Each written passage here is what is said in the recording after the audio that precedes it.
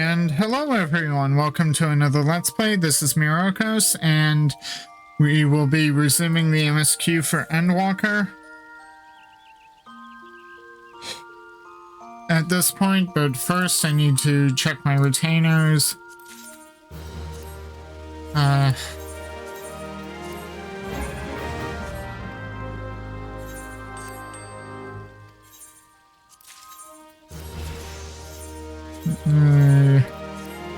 It's always good to keep up with the gatherers since both of my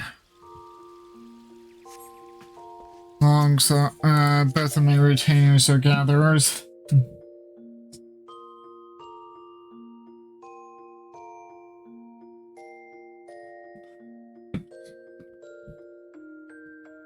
So if you like what you see at any point, please like, share, and subscribe on YouTube. Give me a follow on Twitch. Hit the notification bells.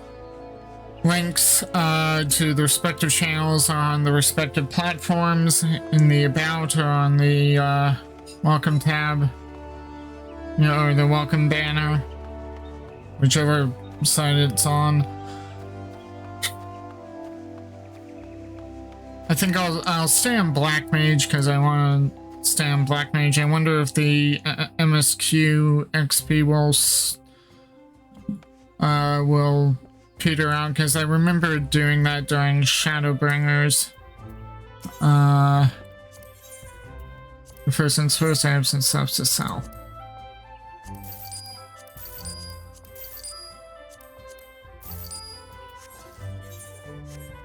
Okay. So now, let's see, where we were, Shadow's Wake, that, Sea of Stars, oh yeah, we gotta go to the moon. Gotta go back to the moon! So, just to recap, where we left off, we had the long cutscene after we killed Zodiac, regrettably.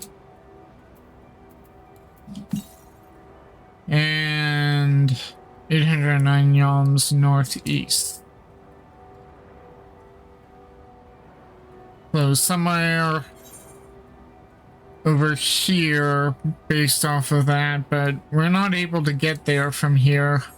I've checked the map. There's a giant divide there. And the closest would be that incline there, but then there's still a bit of a steepness there.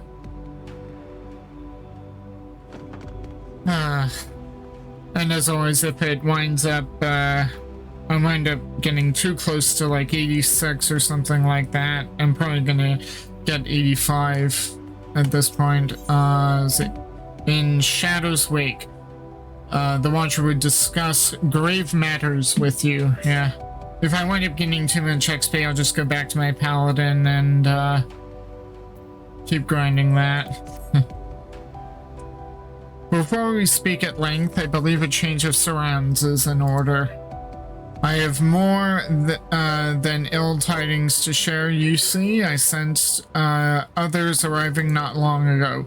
Though my communions with Heidelin have grown infrequent, I have learned enough from her to know that these are your comrades. And as luck would have it, they have already reached my abode. Come, let us join them. So the others made it. But which others? Like, did they all come?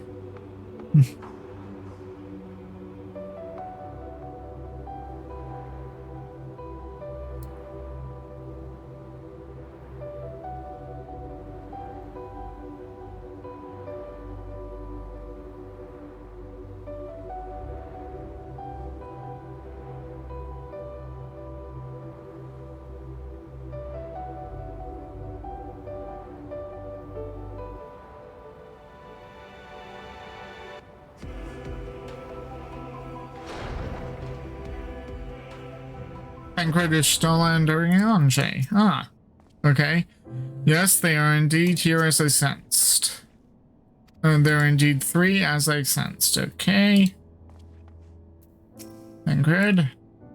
Dare I ask what happened before we arrived?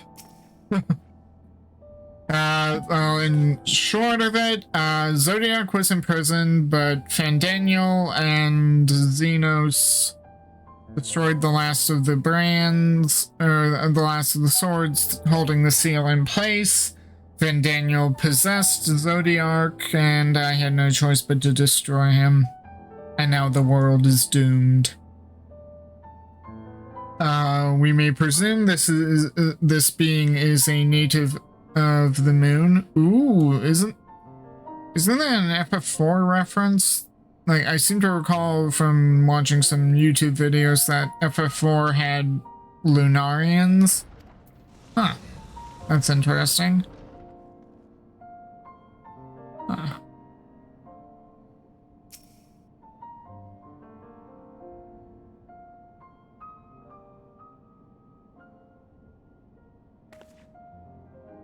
Thank goodness you are unharmed. We did what we could to subdue the Tempered before making our way here. Not without casualties, unfortunately. Some few detonated explosives, killing themselves and others. Ouch.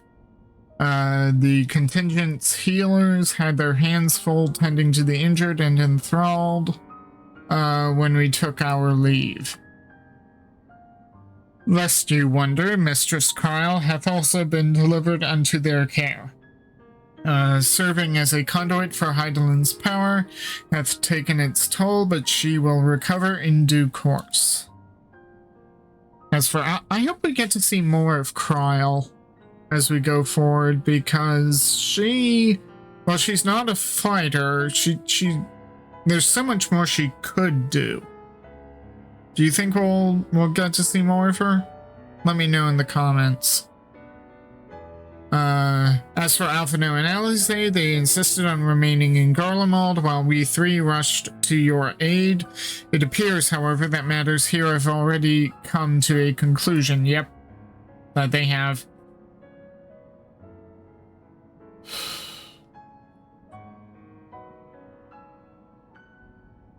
But what manner of conclusion, if I may ask? And is this the ally whom Heidelin bade you seek out? He is not unlike the shades of Amarant. Ooh! Wow. That's a good way to call attention. Not unlike, perhaps, but not the same. I was created by Heidelin together with this place. It hath ever been my duty to keep vigil over Zodiac, or rather, it was my duty.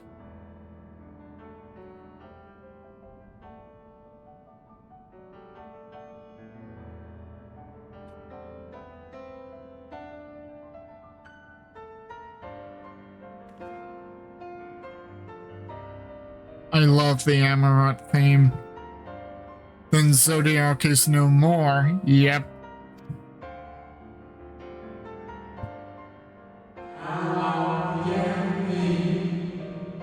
And not without consequence, I am afraid, for now. The delicate weave of the star, preserved by his presence, will begin to unravel. If you mean to avert the final days, you shall have need of... Uh-oh. Are you alright? Oh, he's not okay. My attempts to forestall Zodiac's release have all but exhausted my strength.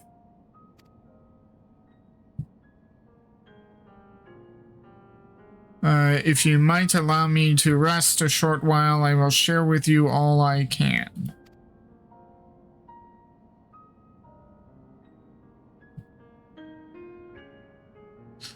Please do. You need not exert yourself on our account.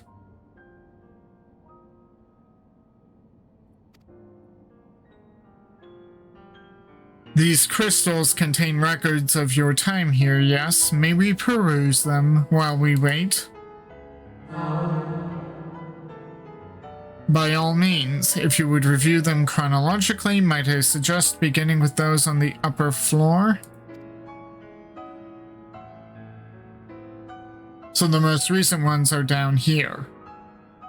Okay. I shall leave that job to you, Myrokos, while I see what can be gleaned from the crystals on the these lower levels. Okay?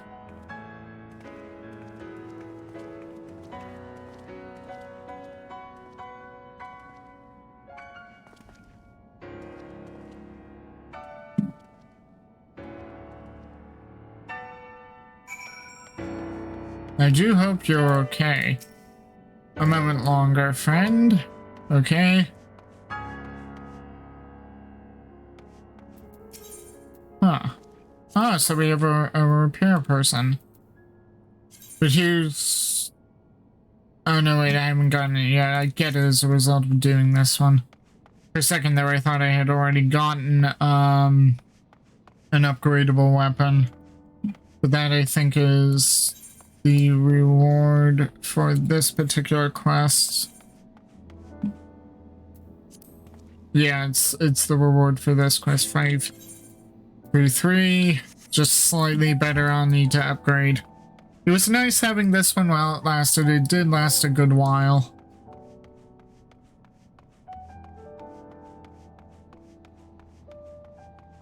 Ah, finally. Dimly glowing crystal. Lots of running up and running down. As you gaze into the crystal, ancient knowledge of Zodiac flows through your mind. Daily summary, no abnormalities detected. Daily summary, no abnormalities detected. Daily summary, no abnormalities detected. These appear to be records of a long, lonely vigil on the moon dating back to the beginning of Zodiac's imprisonment.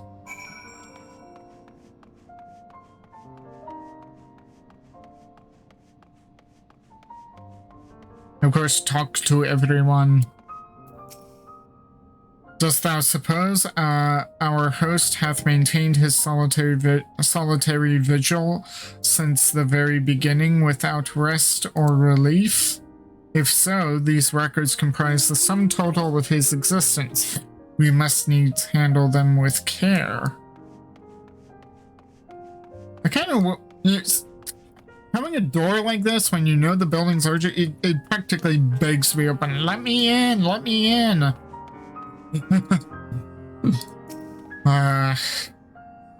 Okay, faintly glowing crystal. As you gaze into the crystal, knowledge of past calamities flow through your mind. Oh dear, here we go. The records describe how with each rejoining, Zodiac's thirst for freedom grew, as did the strain on the brands. Maintaining Zodiac's imprisonment appears to tax Heidelin greatly. Huh. Well, that makes sense. In a sense. Because, like, all the Watcher's job was, from what he's told us, was simply to keep the brands in place. It was basically Heidelin's force of will that was was actually imprisoning Zodiac, so as the Ascians weakened her, the integrity of the brands would fail, and with each rejoining they would break. Huh. Zodiac defeated. While he may have been in an incomplete state, that's nevertheless an impressive feat. But even if you hadn't, his demise was inevitable. Fandaniel would have seen to it one way or another. That said, he probably would have wielded Zodiac's power to wreak untold destruction before taking his own life, making this the better of two unfavorable outcomes. Sadly true. Another closed door, another missed opportunity to explore. And a third one. Because why do anything simple?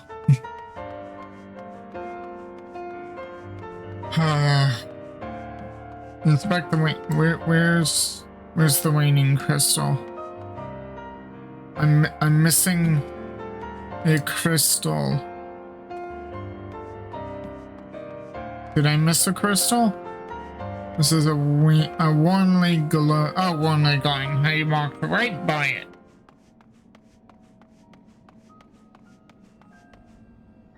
Well, that was ominous. The music went really high and then down.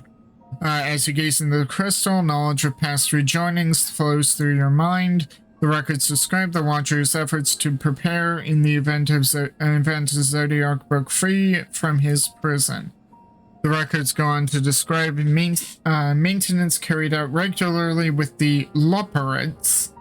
Are those the bunny people? that we've been seeing at FanFests, though it is not clear who or what they are. I am imagining those are the bunny people. Evil white bunnies. Probably, well, they probably love to gnaw on people's necks. And for some reason my mind is going to Monty Python and the Holy Grail here. As you gaze into the crystal, a record of an unexpected visitor flows through your mind. An unexpected visitor? The records note the Watcher's musings when Elidibus...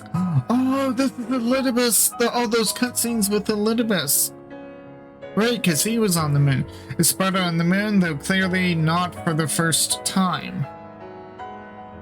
It is clear he and his brethren have a keen interest in freeing Zodiac from his prison, and yet they have made no attempts to destroy the brands. Perhaps they prefer he remain hidden from mortal eyes until the final rejoining.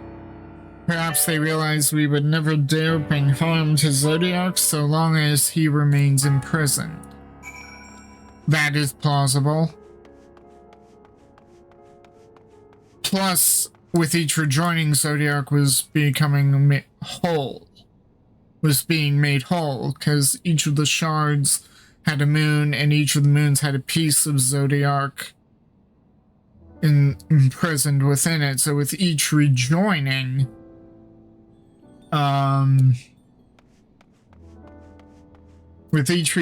Zodiac was growing stronger and the integrity of the prison was weakening. So what better way for in Elidibus's mind for the plan to be that let the rejoinings happen until only the source remains a whole and complete world, and then break Zodiac free.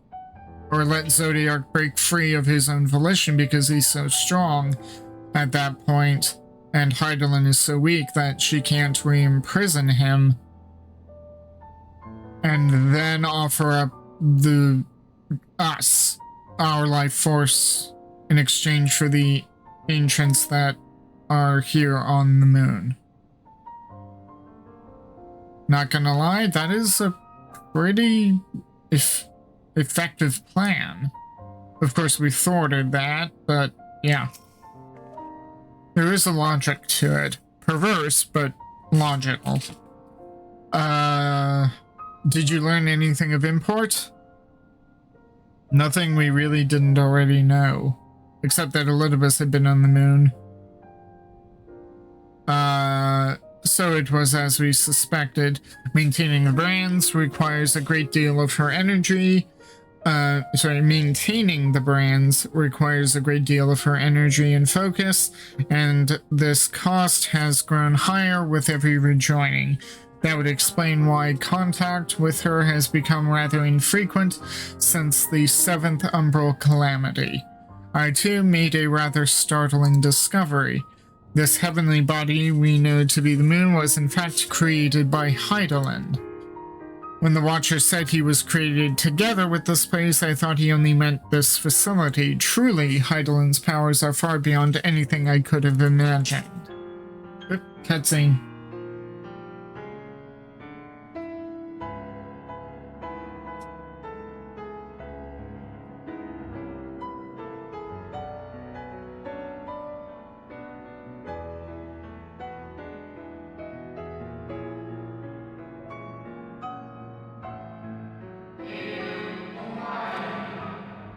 I thank you.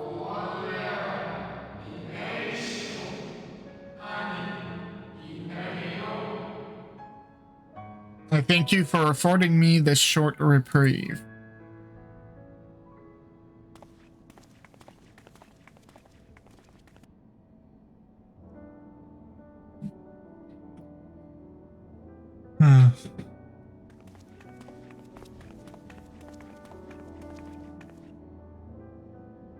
It is we who should thank you. The records stored here are nothing short of extraordinary. Ooh, ooh, voice acting.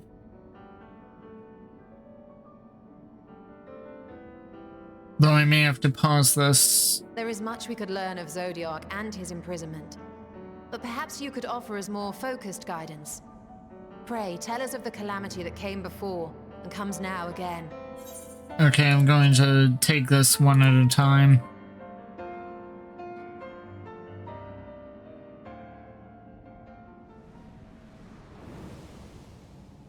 Not simply because of reading the Watcher's text.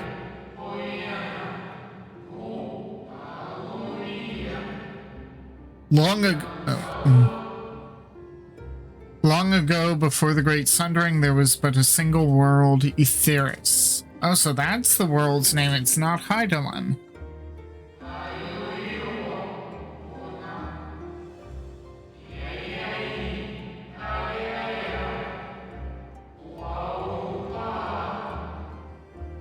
One day, from within the earth, a terrible cry issued forth, affecting a profound change in all manner of life.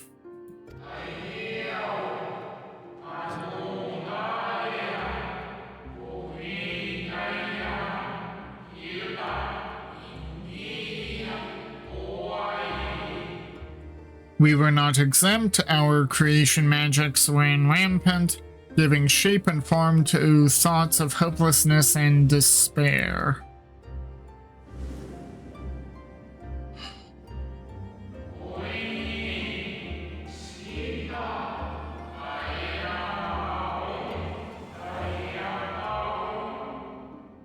At first, the phenomenon was limited to a single region, but quickly, so very quickly, it spread and engulfed the whole of the star. Were the ancients ever able to deduce its source? Good question.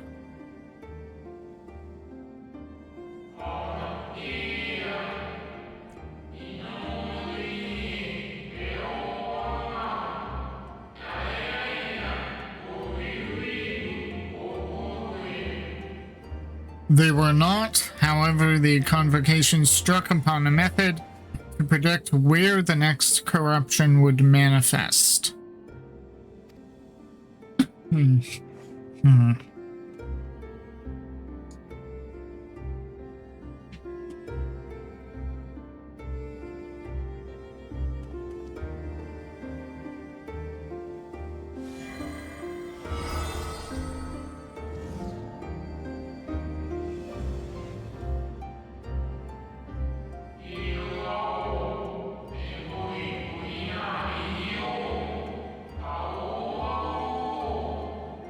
The etheric energies which flow through all of creation in the form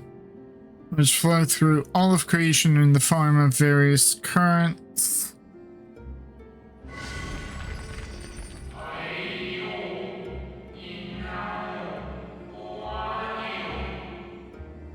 The currents which course through the land and seas.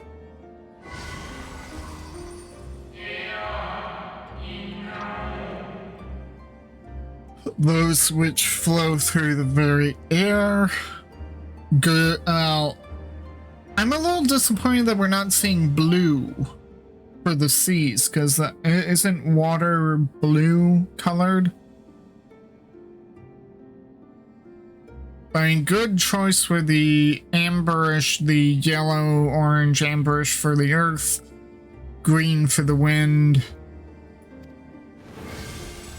Oh, there's the blue.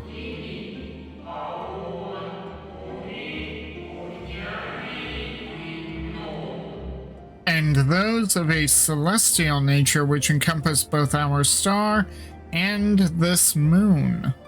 Oh. So there's cosmic ether. But then again, astrologians draw upon ether of the heavens, so I suppose that makes sense. Celestial currents. I cannot say I am familiar with the concept.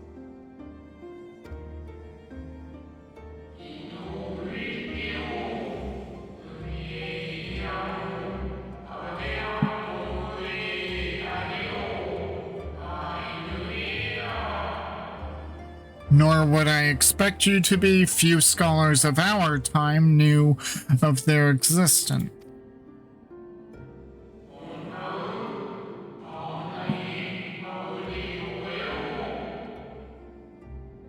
Their invaluable knowledge helped us to better understand the nature of the calamity.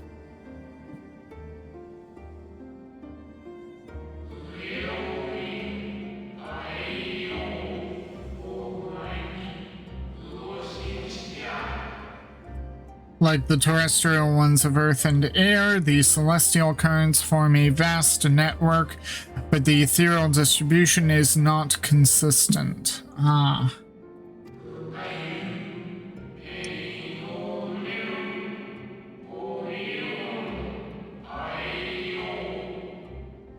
The convocation soon realized that the inciting incidents occurred in regions where the flow was weakest.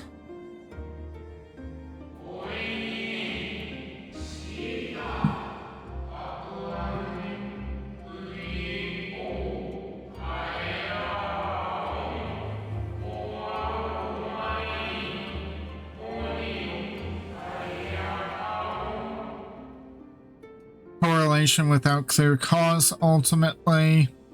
Nevertheless, on closer study, a stagnancy of ether was observed in nearby currents.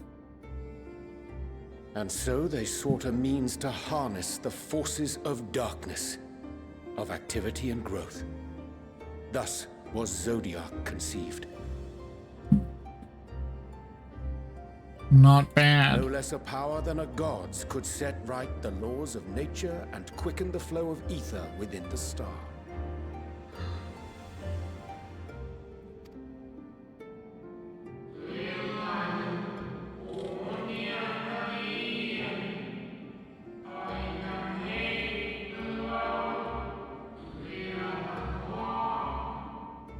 Precisely. With the advent of Zodiac, our end was averted.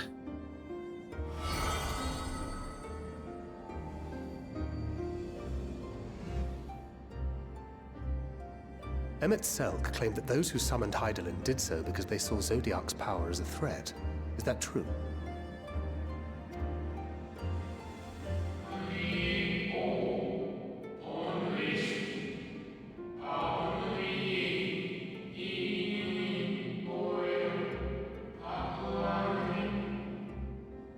Indeed, there was a faction opposed to Zodiac's creation, but their aim was never to unmake him.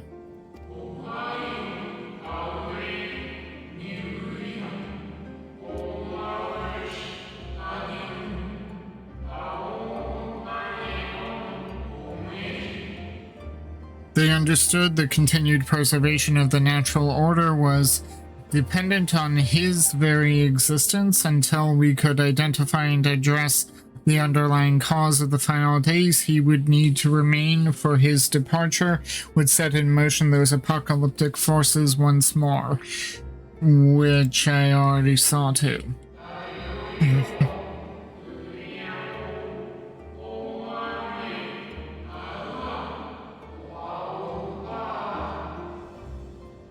Hydaelyn recognized this as well, and so rather than destroy, she sundered Zodiac, herself, and the star into lesser reflections. Oh, so she sundered herself as well?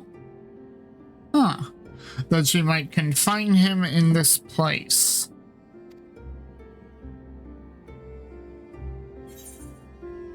I could have sworn she beseeched me to banish the darkness.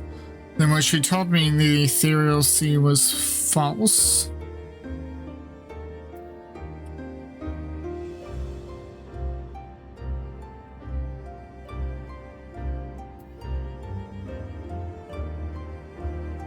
Huh.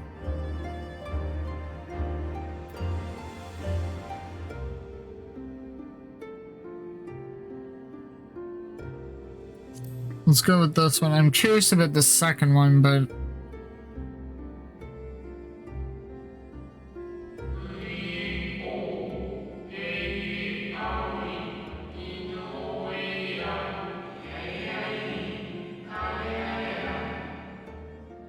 Perhaps she did, but as with all beings, intent is not always in accord with spoken word. True, we can say words then, and they can be easily misinterpreted. Very true.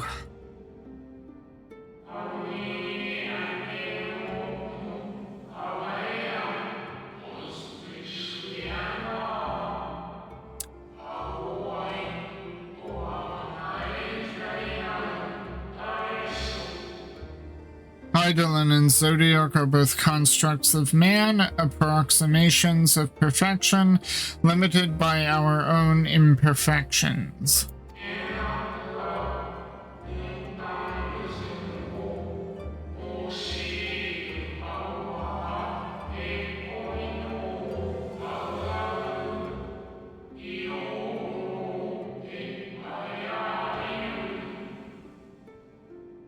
Zodiac was, without question, the more powerful of the two, having been born from the sacrifice of half Aetheris's population. That would do it.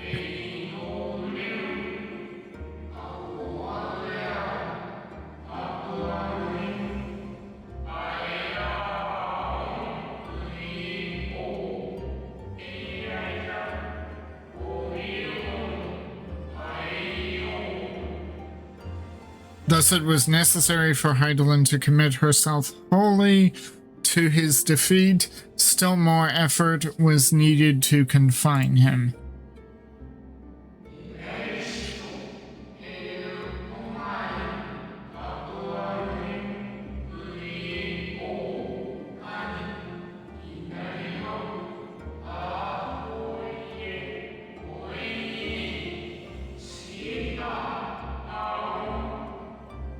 Maintaining the brands taxed her greatly. With what power she dared spare, she cried out to any who might listen and offered her blessing to those who heeded her call.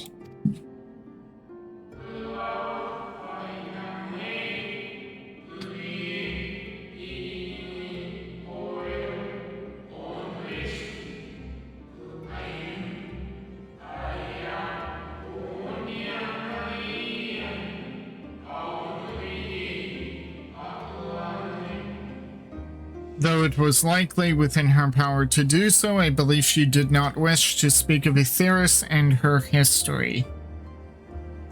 Yeah, if we knew she was a primal from the start, we probably would react with suspicion and hostility.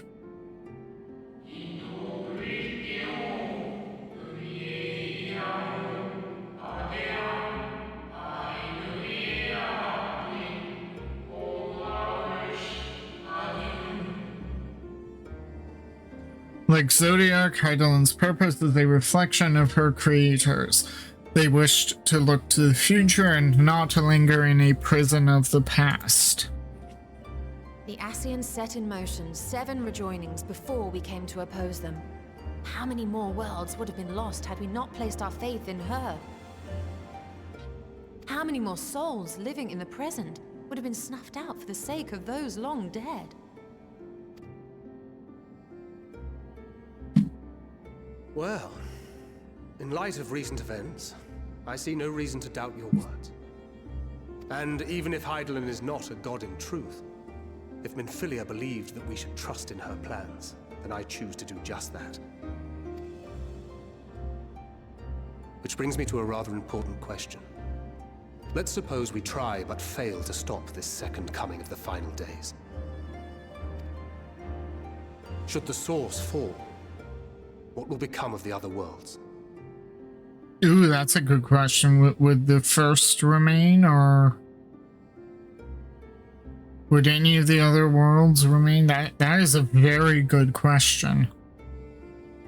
Because each of the shards, each of the reflections is tethered to the source. So if the source is gone, what becomes of them?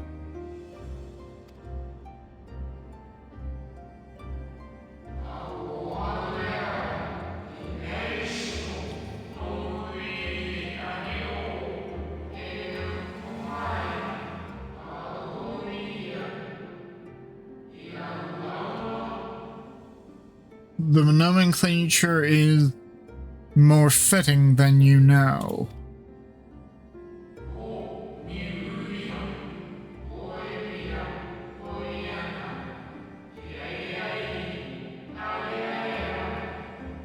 That makes sense. Bring ruin to the source, and its reflections will share in its fate. Yeah, just as the source has grown stronger and more etherically dense with each rejoining, if the source were to be destroyed, being so much more dense than the shards, the ripple effect would just obliterate them. That makes sense.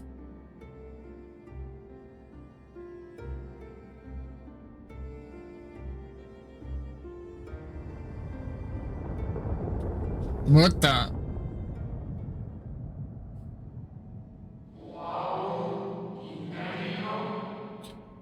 Ah, it is ready. What is ready?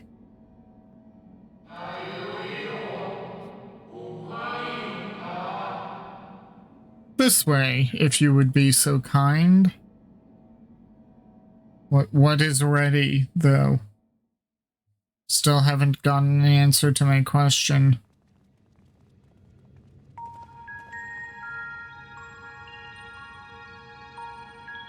Huh?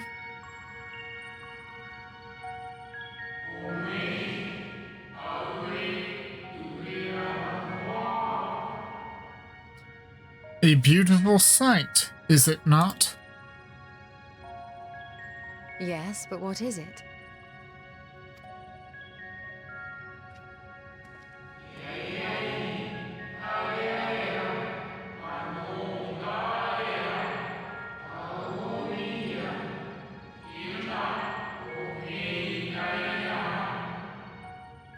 Heidelin knew better than any that her power was not absolute. Indeed, she has ever struggled to hold Zodiark and his faithful at bay.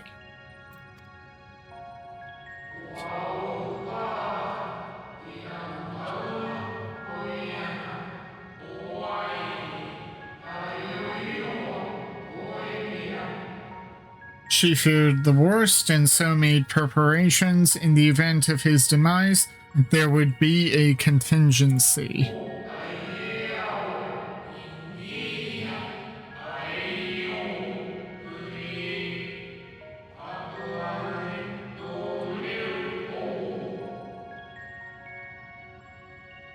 Oh, so it's...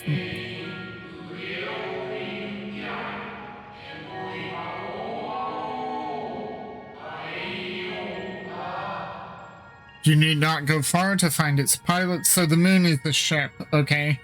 You need not go far to find its pilots. In fact, I should be happy to take you to them.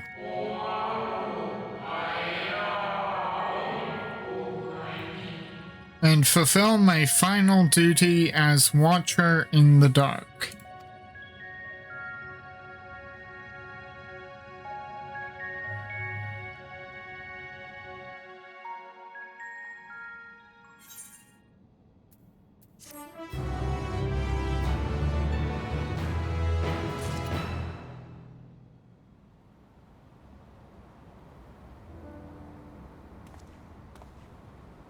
Oh, I'm so going to, hit, 70. Okay.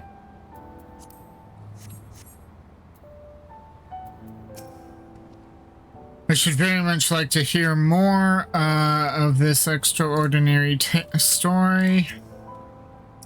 The moon is a ship? Well, now I've heard everything.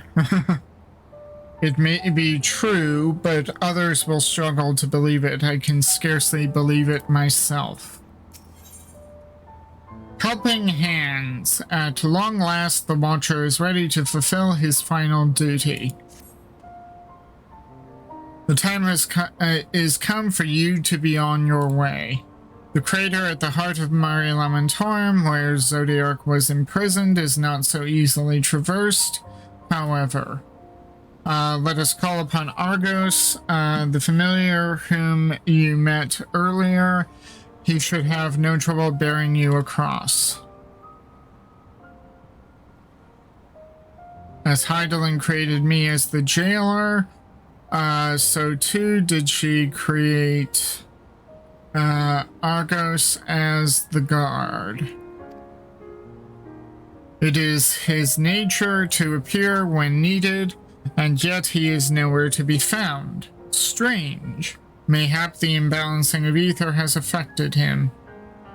Let us make for the crushing brand and attempt to call him there.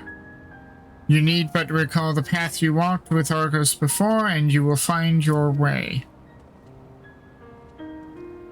If he labors in service of Heidelin's plans, I see no reason to do as he suggests. Shall we make for this crushing brand, then?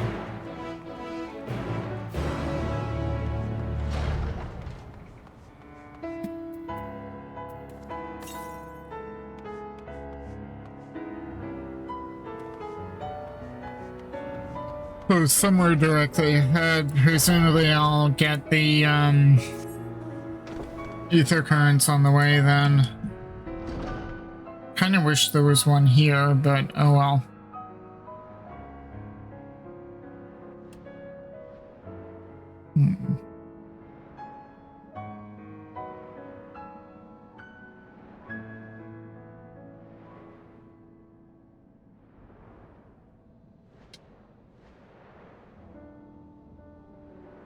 Alright, it's this way.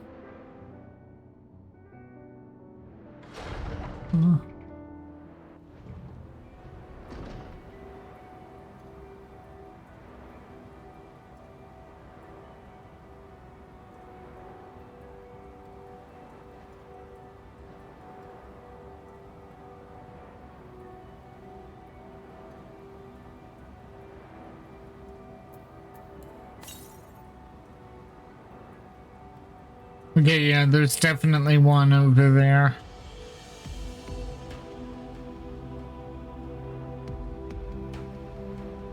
Is that supposed to be like the face of the moon? It looks like a head.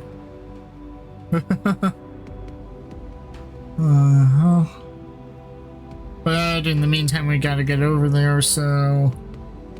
Let's see, if memory serves, it was the path, yeah, the path was this way. Yeah, I had to run this.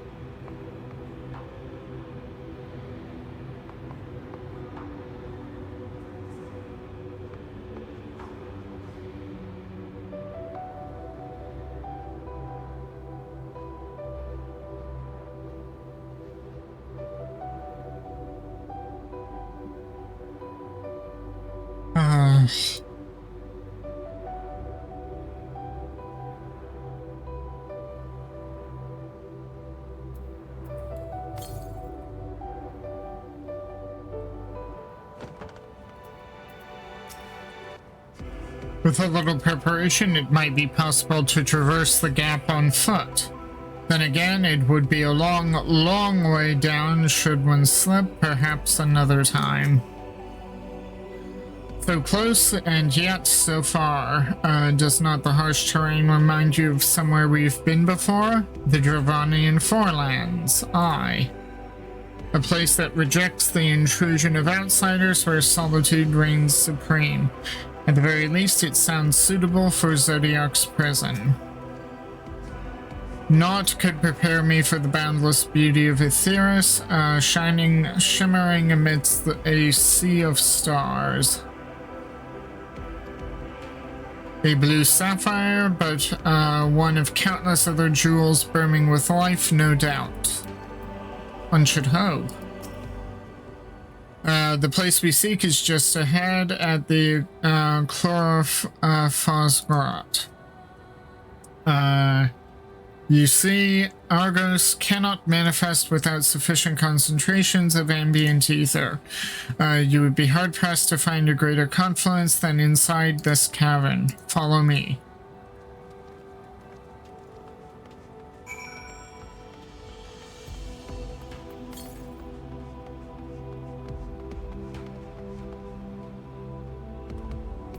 Let me see if I can do 838. I have a feeling it's over there on the other side, but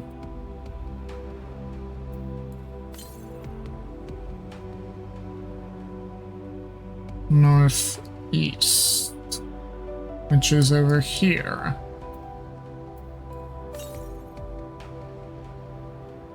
Ah, there. How I had a feeling. Ah. Though that could be a problem. As it doesn't look like I can get to it. It's right there. How far does this... Oh, it goes all the way. Dang. And that is a very long way down. So, hopefully I'll get to that somehow. I've seen some people with these Luna Tender mounts. I don't know how you get them.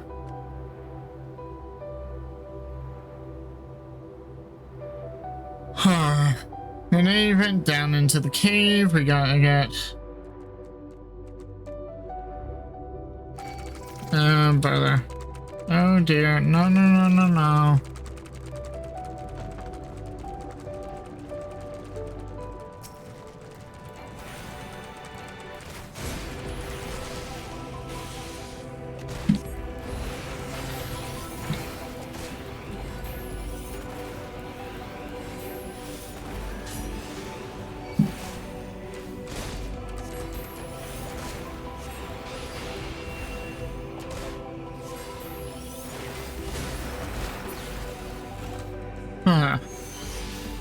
Okay. Curious. This place doth call to mind Plaeni, home of the Numu. Indeed. Huh. The guard of Zodiac's prison, eh? Blood red eyes, slavering maw, and built like a behemoth, I'd imagine. Let's hope he's friendly. No, nothing far from it. Cute little golden dog. No. The entire cave is thrumming with ambient ether. Alas, any further analysis will have to wait. Yes, here will do nicely. The lunar spongeoid draw ether from the ground, which is then dispersed in the air. At present, however, the ambient energies are not quite sufficient for Argos to manifest. Might you be willing to spare some of your own to help the spongeoid along? Well, if I must.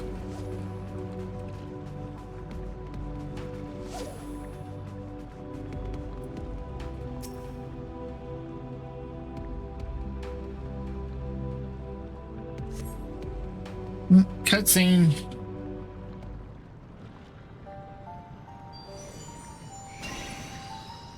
Oh, there he is.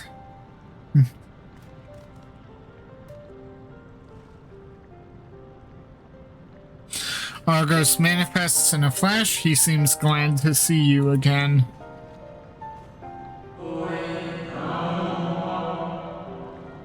A most fascinating creation of Hydalin's, would you not agree? Should the need arise, he's even able to create reflections of himself on a whim. Though I assure you it was no reflection which accompanied you earlier to the brand. No, Argos was quite eager to be at your side then, as he is now, it seems. I cannot recall when last he showed such an affinity for anyone. Indeed, I thought him more likely to shy away from you and your companions.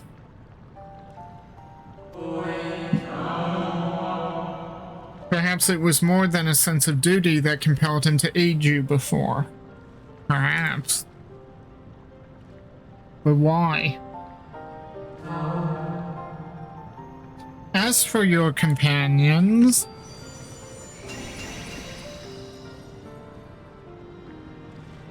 unexpected, but greatly appreciated.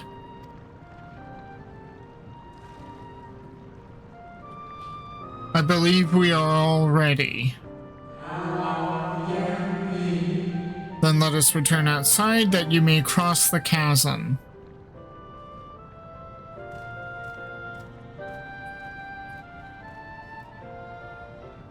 Okay, Oh,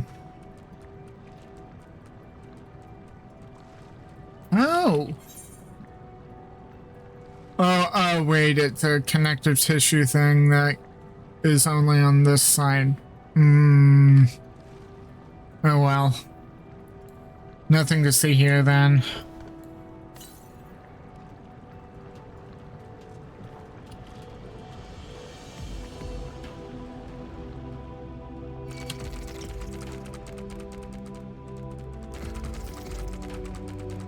You know, I kind of wish I didn't have to run past all of the mobs. Especially when they go to the trouble of animating me.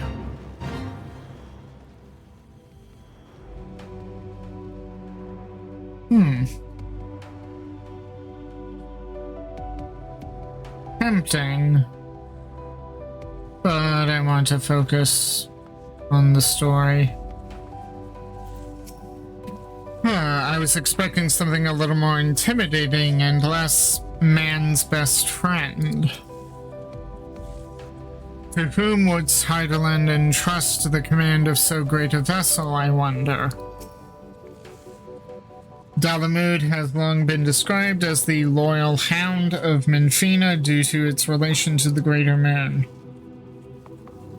It seems highly improbable, if not impossible, for ancient peoples to have known of Argos, but now I wonder whether there is some connection. Argos favors you with what could almost be described as a conspiratorial grin. Oh no, what's Argos gonna do? Your destination is the structure there across the Cradle of Darkness. To climb onto Argos's back and he will take care of the rest. Once you arrive, it should not take long to find the ship's crew. The facility is designed to rouse them from their slumber in the event of Zodiac's destruction. Heed their counsel. Together you may guide the star and its people to a kinder fate. This is where we part ways, but know that I shall ever be watching and praying for your success. And yet there is... wait. That's a bridge. Unless... oh no, wait, there was the Searing Brand. Hang on, there's something I gotta check.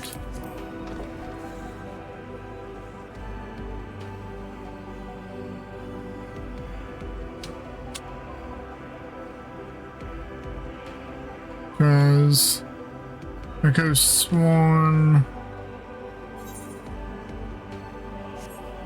Yeah, it's there.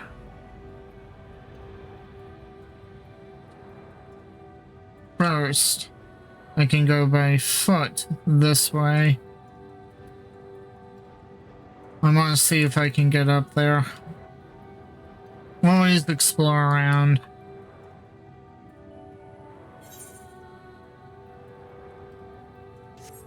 I want to see if I can get up onto that point.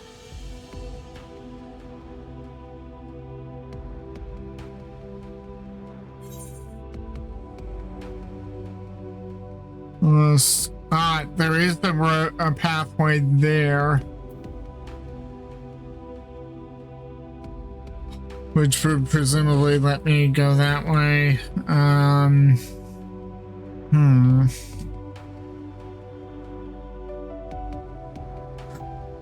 Allagan. Well, of course the Allagans got here. Okay. I'll have to come back for the ether current later. Presumably once I'm able to get over here and then I can make my way around. It's just so taunting. I mean, it's right there. It's right there and I can't get to it. Okay.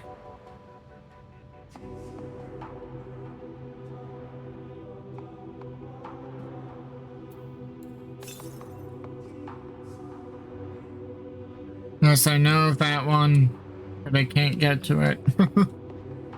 It's literally the one that's right there.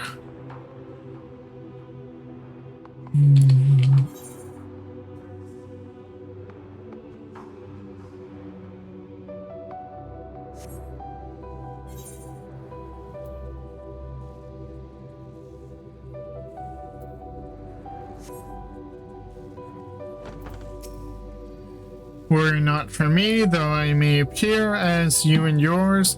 I am but a part of this moon, a creation of Hydaelyn, entrusted with the memories of an acquaintance long dead but not forgotten. My charge as Zodiac has ended, but so long as the moon exists, I shall not want for purpose. I shall remain ever watching, ever praying for your success. Our allies' assurances notwithstanding, we cannot be certain what awaits us on the other side, so perhaps it would be best if we do not go all at once. I propose the two of us cross first, while Thancred and Urianger wait here. Sure. Yep. Okay, onward! The malefic ether permeates the crater, remnants of Zodiac most liked.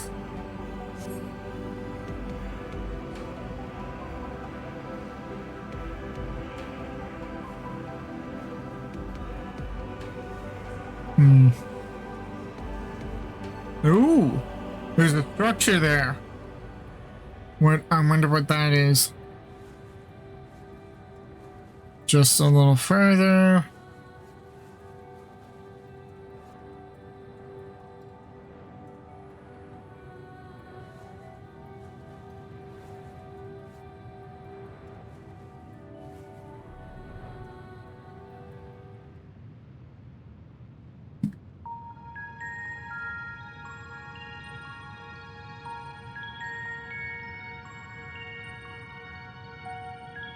The structure is enormous, though that is hardly surprising given the size of the average Emirati.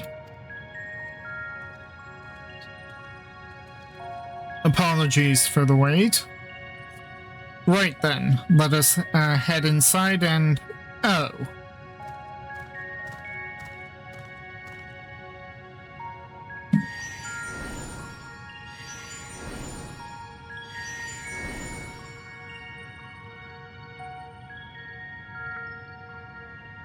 Most intriguing. A means by which he conserveth energy, mayhap? Well, I certainly wouldn't want him to blink out of existence on our account, helpful as he's been. Thank you, Argos. We'll take things from here. Stay here where it's safe, alright? Yeah, kind of, yeah. If Argos is to remain without, let us not keep him waiting over long.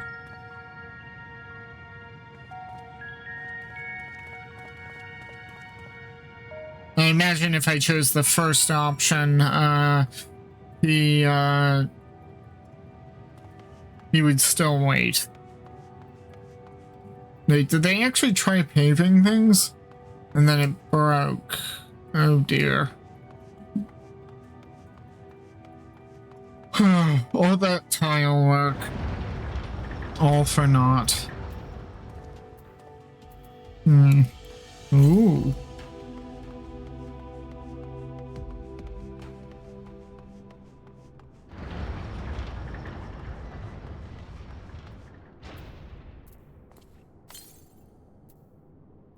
To the north. Excuse me, I need to check around. Then again, north just means north. It doesn't mean up and down.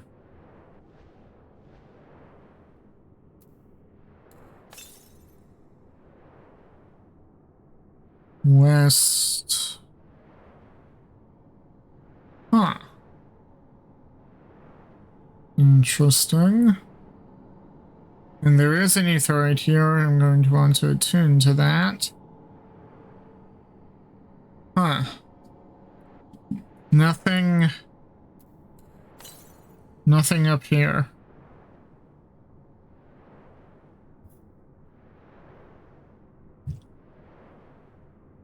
Okay, so it's definitely down. I'll get that as I progress the quest line, I guess.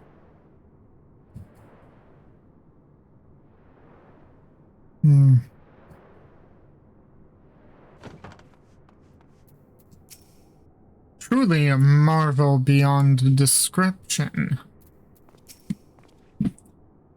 Its scale is reminiscent of Amarat, or rather the replica we visited on the first. Too far away. Cutscene!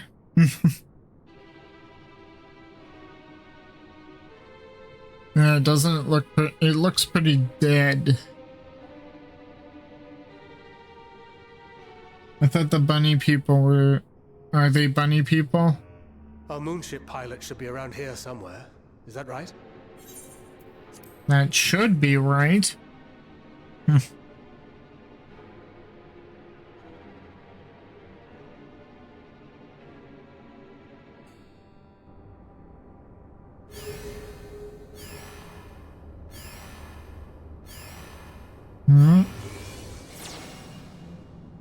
I knew it was the bunny people, and of course they're white.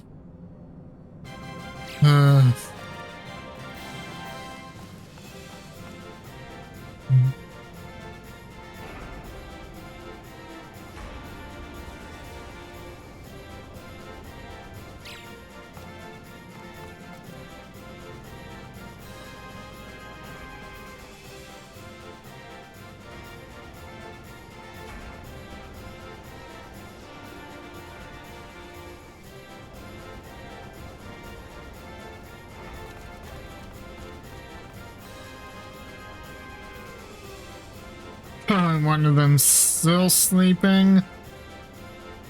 But is it going to be important? They wouldn't have focused on that unless it had a purpose.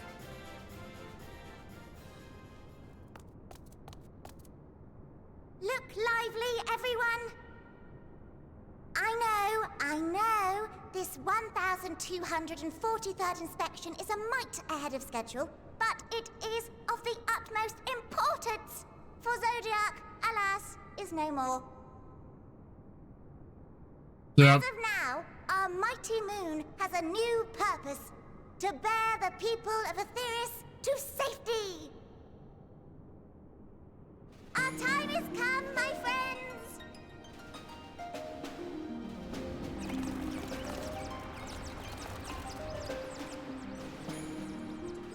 We must be swifter than swift. There is much to do before our guests arrive. I expect your workstations to be immaculate, and don't forget to relay our signal to Etheris. Questions? Yes? No? Maybe so? No? Then hop to it!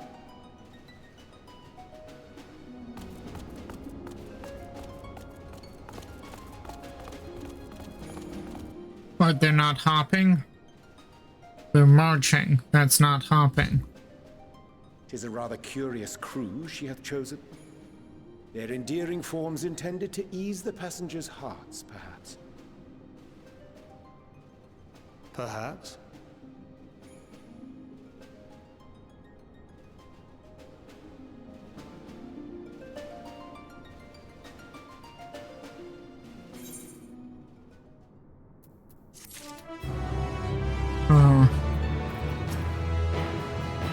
Given the present crisis... Oh!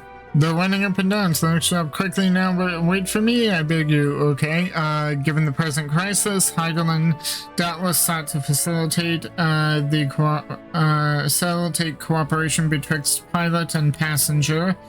Indeed, 'twould require a heart as hard as a diamond to raise one's voice in anger to beings possessed of such profound saccharinity.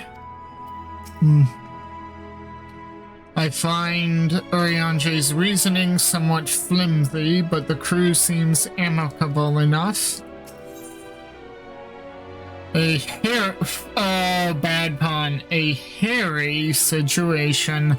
Very bad pun.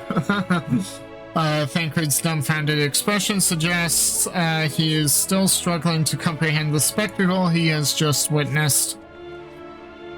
They must be the Loporrits mentioned in the Watcher's records. Not at all what I expected, but the Watcher did bid us heed their counsel. I assume the one who gave that rousing speech was their leader, though we might have to ask about in order to track them down. Come on then, let us be about it.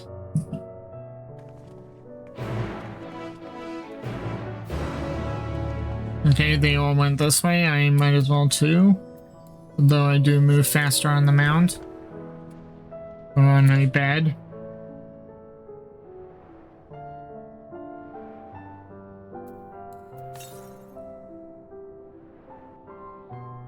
"44 Yalms East."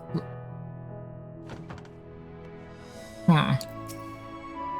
The Loporrits all appear to have set about their tasks. Whither is this leader, I wonder? Good question.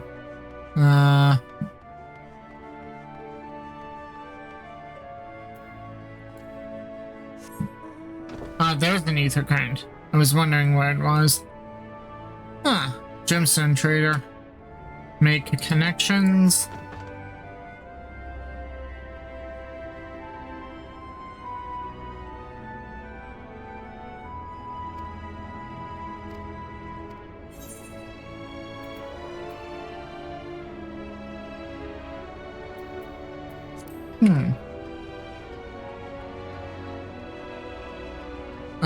How do I get up there?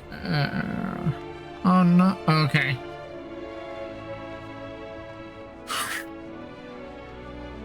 I was afraid I wouldn't be able to get up here, but I can.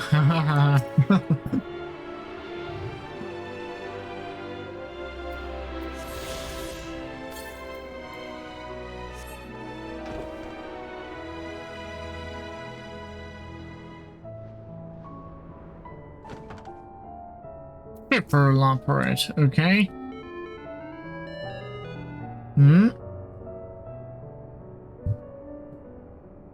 Humming and it makes a techno sound. Leader of the crew, not me, I'm afraid. Singingway's the name. I'm in charge of the construction and maintenance of the atmospheric circulation system. Only the crispest, cleanest air for the people of Aetheris. And that's a promise. Okay. Some of the Loporrits haven't come out of stasis. I thought they all came out of stasis. What gives? Such a fascinating apparatus. Though it's hard to believe it could house so many crew members. Even so, there is nothing else here to suggest other types of accommodation. Yeah, if this is where the bunny people sleep, what about us? Are we supposed to cram in? I mean, yes, we are smaller than they are expecting, but... Weaving way? What do you think of our clothing? I'll have you know, I'm the mastermind behind its design. Ah. Okay. Leader? No. Sleeping way, my job is this the one that was dozing off? Perhaps I'd better ask.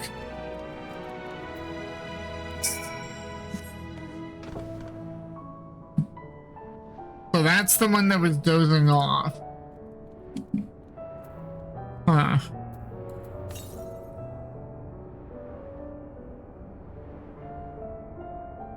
"20 ohms west." Well, first things first.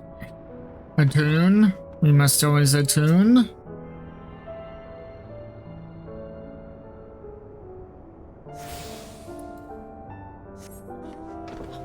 Oh, and here's Thancred. Still no sign. I only saw them from a distance, but their fur was brown, if that helps at all. Nope, did not need that.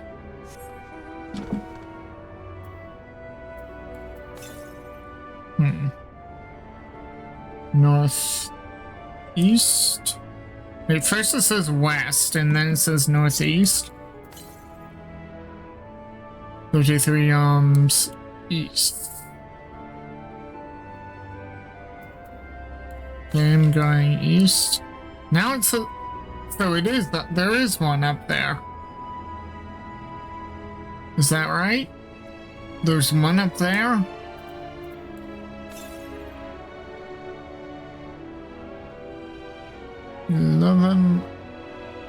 It's gotta be up there somewhere.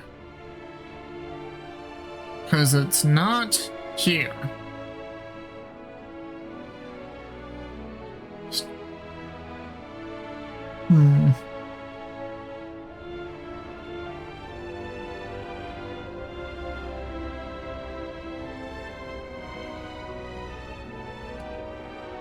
Nothing way. Recording way, Snappy Loperet. Let me guess, Snapping Way is his name?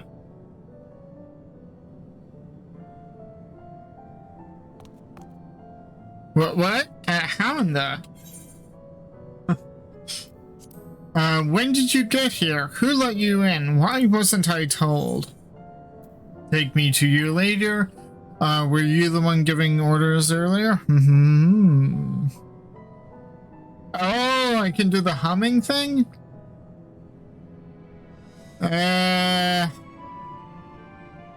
That's not likely to help. It would be funny, but it's not likely to help. Were you the one giving orders earlier? I can at least ask. Me? Oh yes, of course. As the only one around here capable of doing anything properly, it falls to me to take charge of the others. Well, he certainly looks brownish. Well, looks like you beat us here. Your friends, I take it? Is this all of them?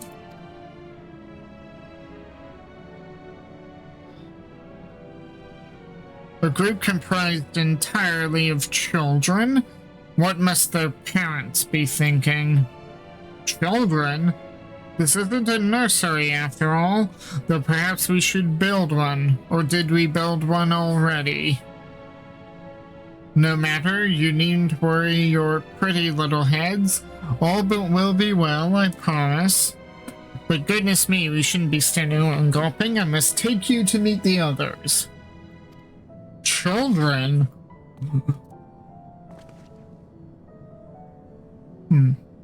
If you run along back towards the entrance, you'll find a path that leads to the central platform on the upper floor.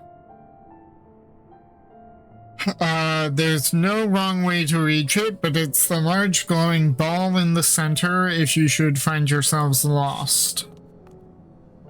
I shall gather the others and meet you there. Okay.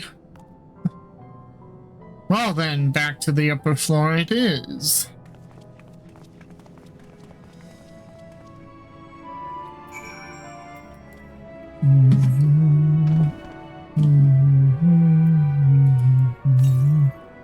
Well, the music certainly is calming in an eerie kind of way.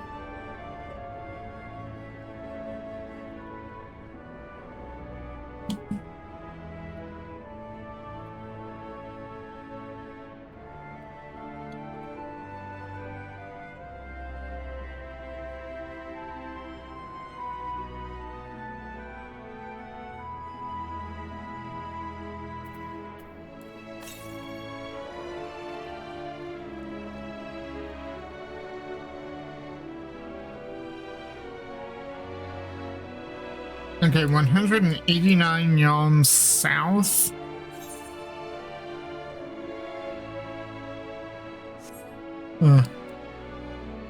Okay.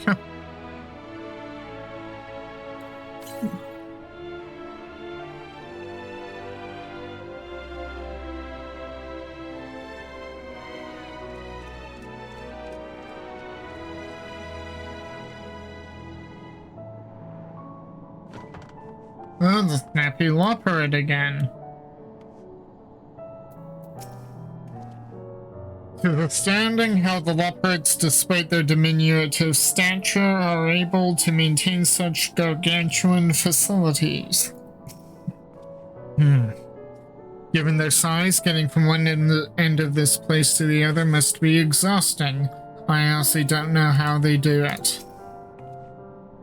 The etheric composition and density of the sphere is quite similar to the crystalline concepts we've seen before. It likely shares their capacity for storing memories and knowledge. Visitors, at last, welcome. Mapping way.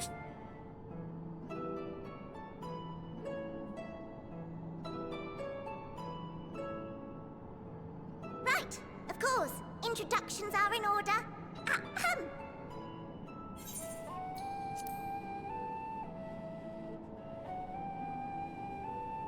My name is Livingway, and we are the Lotharites, created for the express purpose of commanding this ship and bearing the people of Atheris to a brave new world.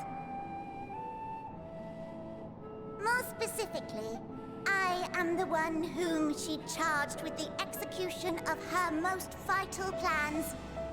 You might say I'm her right paw. Livingway's the name, map reader and navigator of the heavens.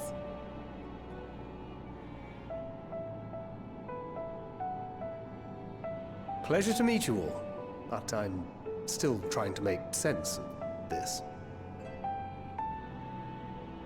Confusion and bewilderment are completely understandable. Fear not, I shall walk you through it.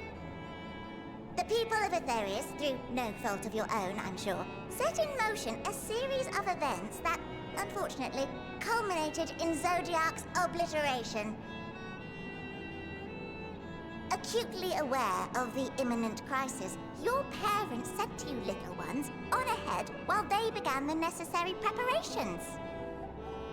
We're adults. Still not following? No? Very well, I shall elaborate further.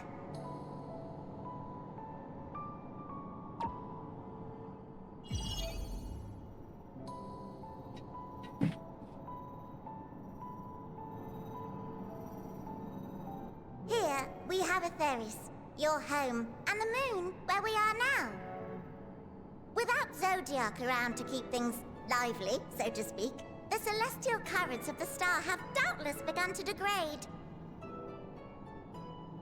A calamity of apocalyptic proportions will be visited upon Atheris, bringing an end to all life. Very sad, that. So too hath the Watcher claimed. By thine unperturbed countenance, I gather this eventuality was anticipated. The doom and gloom. Oh yes, quite expected. Imagine, if you will, that Atheris is a delicious carrot that I've forgotten to eat and left out in the midday sun.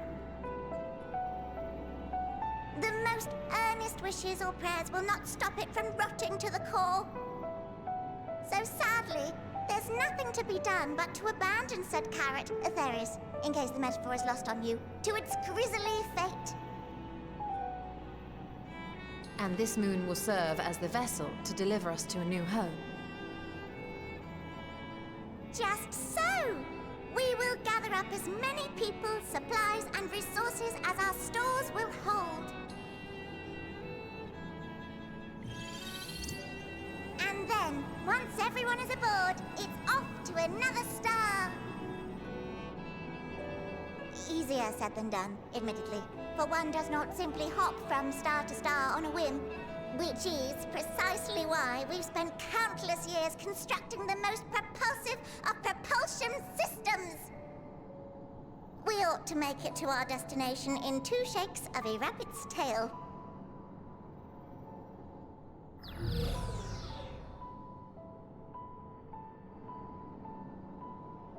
Impressive technology. I dare say it is beyond anything we have ever seen. No need to shower us with praise. All we've done is faithfully carry out the instructions left to us by Hydaelyn. Back in the old days, when she was still just Venar, she was dedicated to the study of the world and its inner workings. And the Watcher, the real one, not the simulacrum you met, was one of her fellow researchers. We and this wondrous vessel masquerading as a moon are products of their knowledge and know-how. There's certainly more to you all than meets the eye. Might I ask where exactly you intend to take us? We identified a few promising candidates for resettlement some time ago, but we cannot guarantee that they are fit for habitation. Moreover, the ship can only travel in short bursts. We intend to go down our list, hopping from star to star, until we find one suitable for resettlement. No need to worry, though. The vessel is being refurbished with accommodation for an extended stay as we speak. While we did have to rely upon outside help to determine what amenities were essential, I dare say we have risen to the challenge. Outside help? Who? Help? From who? From you and yours! Who else? Each time we woke to perform regularly scheduled maintenance, we were greeted by the resources you sent us. What better way to learn about preferences and proclivities of our present-day charges? Huh? But you're still adorable little children. Perhaps your elders were responsible for the deliveries. But we're adults. I'm not sure what led you to conclude otherwise, but I can assure you that we are all grown men and women. And I very much doubt my elders know this place exists, much less how to send you so much as a starlight missive. What? Then who in blazes let you on my moon? We found a teleporter.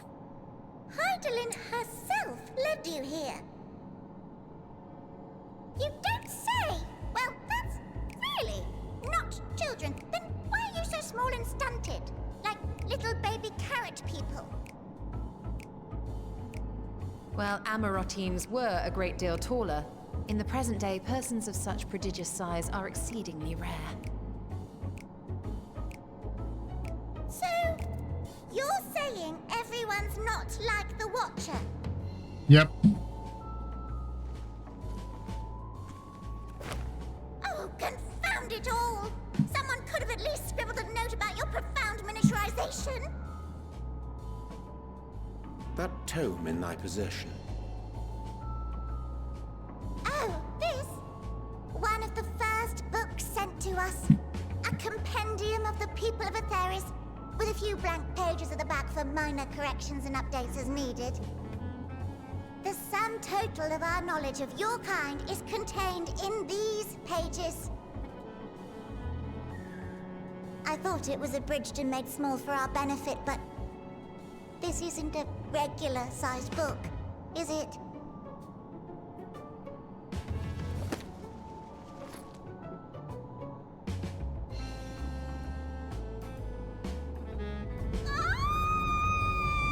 Uh-oh.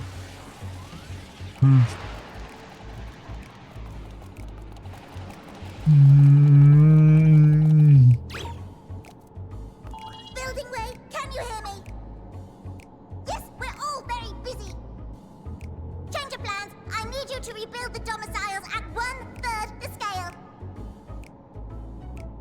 All of them. Yes,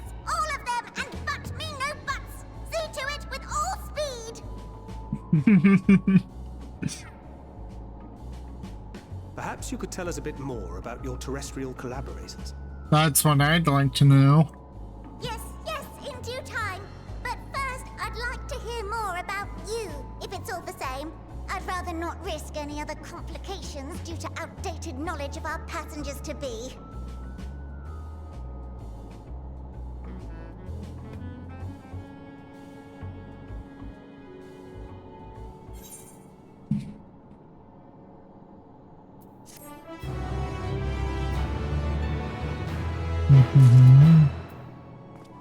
Oh, I am so going to hit 85.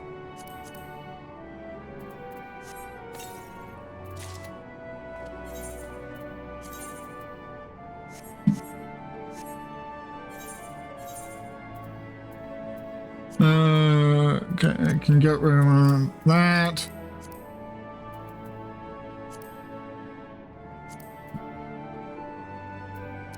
And get rid of that.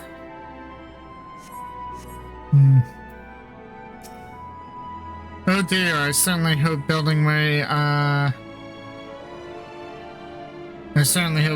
Building Way can complete the renovations before more guests arrive, or perhaps you should leave them as they are. That way you'd have more space to lounge about. I should have realized something was amiss when Living Way referred to us as children. What other delightful misconceptions do they hold, I wonder? Why do I get the feeling we're going to have our hands full dealing with the Loperettes?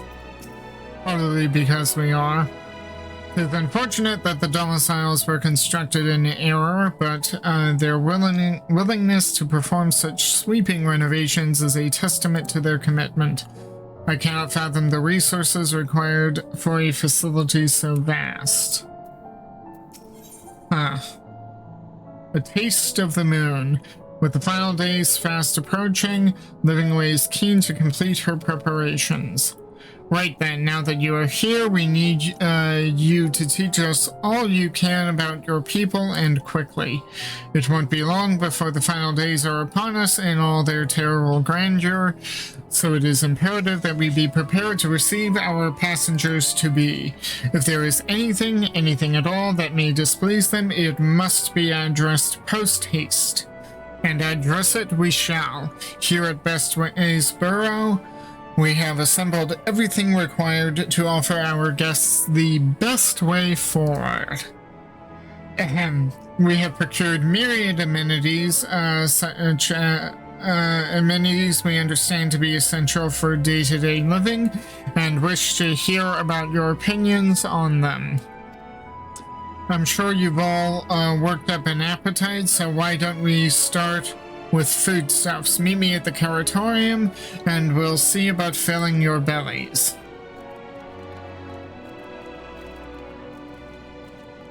She does not want for enthusiasm. The notion of a theorist rotting to its core being a matter of course is rather concerning, though.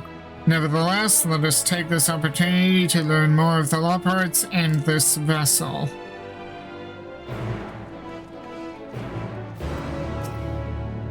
Oh dear, I certainly hope Building Way can complete. Okay, I already read that.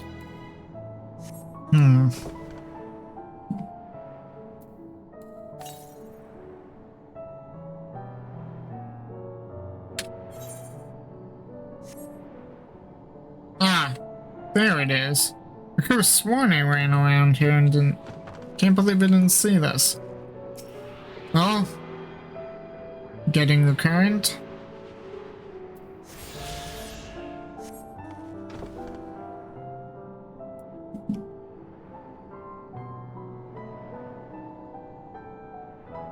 And back to the ramp to go down, because I kind of don't want to know what would happen if I fell.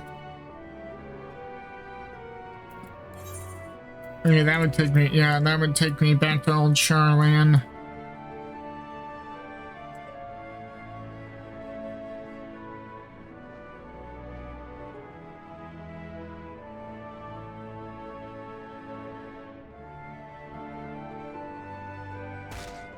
Go.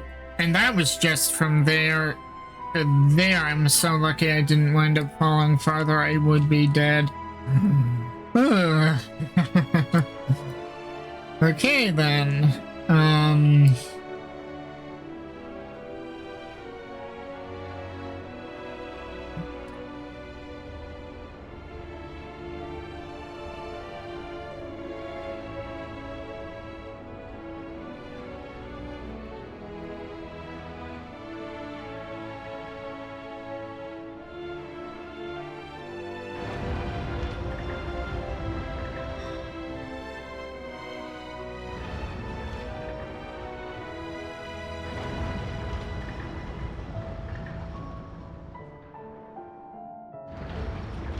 Okay.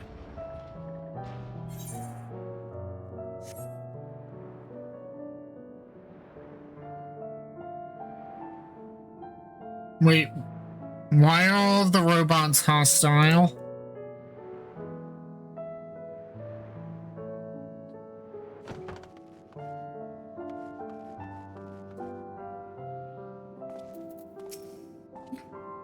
Hast thou spied the peculiar sentinels patrolling the vicinity? Approach them with caution, or better yet, not at all, for they make no distinction between friend and foe. Am I the only one who suspects we're not going to find anything edible whatsoever? Yeah, they called it the Caratorium. Given their earlier confusion regarding our size, I cannot help but wonder if they even know the first thing about us. Cooking way, you're a lot smaller than we expected, but I trust you still have large appetites, yes? Welcome to the Caratorium. Here we create prototypes of the various sundries required by our soon-to-be passengers. Allow me to introduce the head of foodstuff production. Cooking way, pleasure to meet you all. Our work has involved no small amount of trial and error, but after many cycles of painstaking labor, I dare say we have created the finest cuisine our guests could ask for. I've learned all about the essential nutrients for a healthy and balanced diet from the reference materials we received, why I've practically worn the words from those invaluable pages.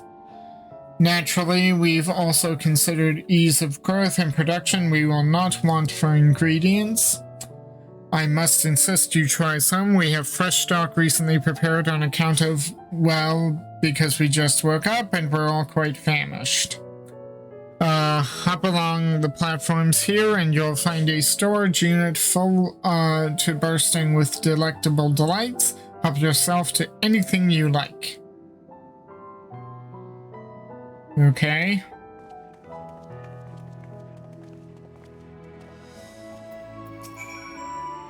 I am eager to hear what you think of our work. I'm sure there's some small room for improvement, but I'm confident you'll be satisfied. Well, if one serving's never enough, you'll be back for seconds and thirds, I'm sure of it. Oh dear. When I said hop, you wasn't joking, it's literally jump. Jump. Jump. Jump. Jump. Huh.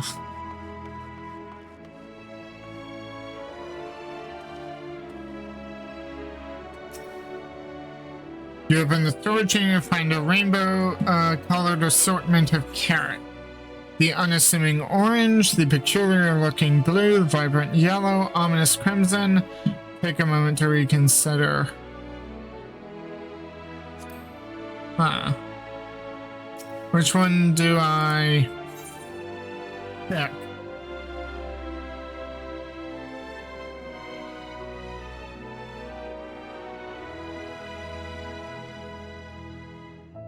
This one probably tastes the most normal. Try the blue one. The blue variety is strangely supple to the touch and smells vaguely of mint. Its excessive length and girth only adds to the dubiousness of this so-called carrot. Are you certain you wish to eat this carrot? Let's read the descriptions then.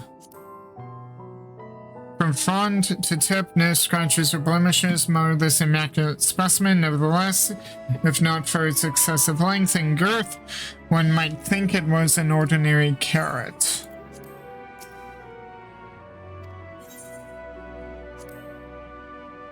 While it has no peculiar smell, so to speak of, the yellow variant is unusually light and springy. These qualities, together with its excessive length and girth, would lead anyone to question whether it is indeed a carrot.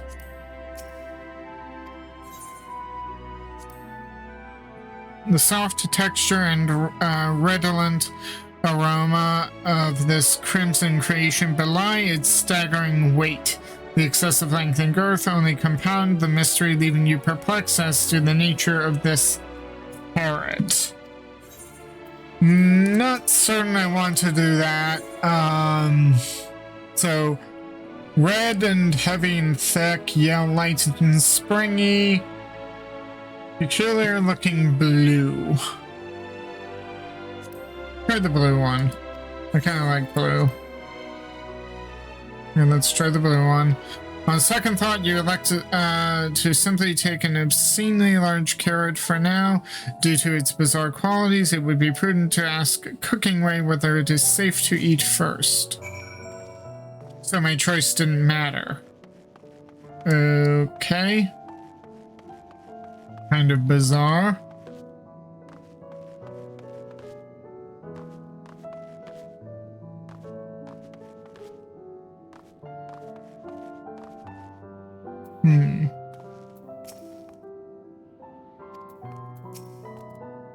So, did any of our selections set your mouth watering?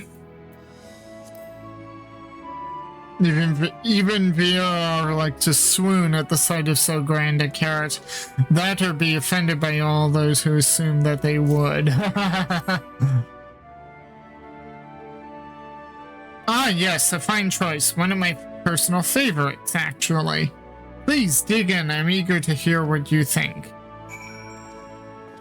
Eat the obscenely large carrot. With great trepidation, you take a bite out of the carrot. You are taken by surprise when blue juices burst forth from the carrot and dribble down your chin. As you take your second bite, you can feel your mental faculties sharpening. Your mind opens to the universe, and for a brief moment, the mysteries of existence are simple, transformative truths. But the revelation is fleeting when you at last finish the carrot. A sweet yet sour aftertaste lingers on your tongue, and the number 42 in your mind. Okay. Oh, 42, so that's a Hitchhiker's Guide to the Galaxy reference. Okay.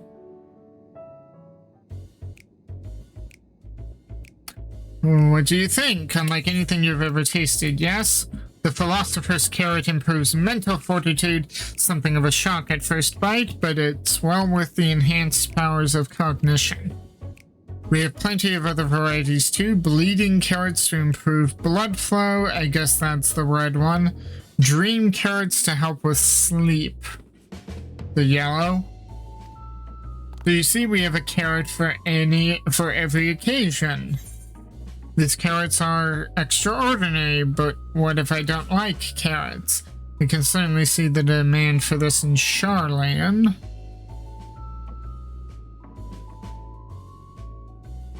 Huh. I can certainly see the demand for this in Charland. Charland? What in blazes is that? I take it you had too wide an assortment of carrots to choose from and naught else.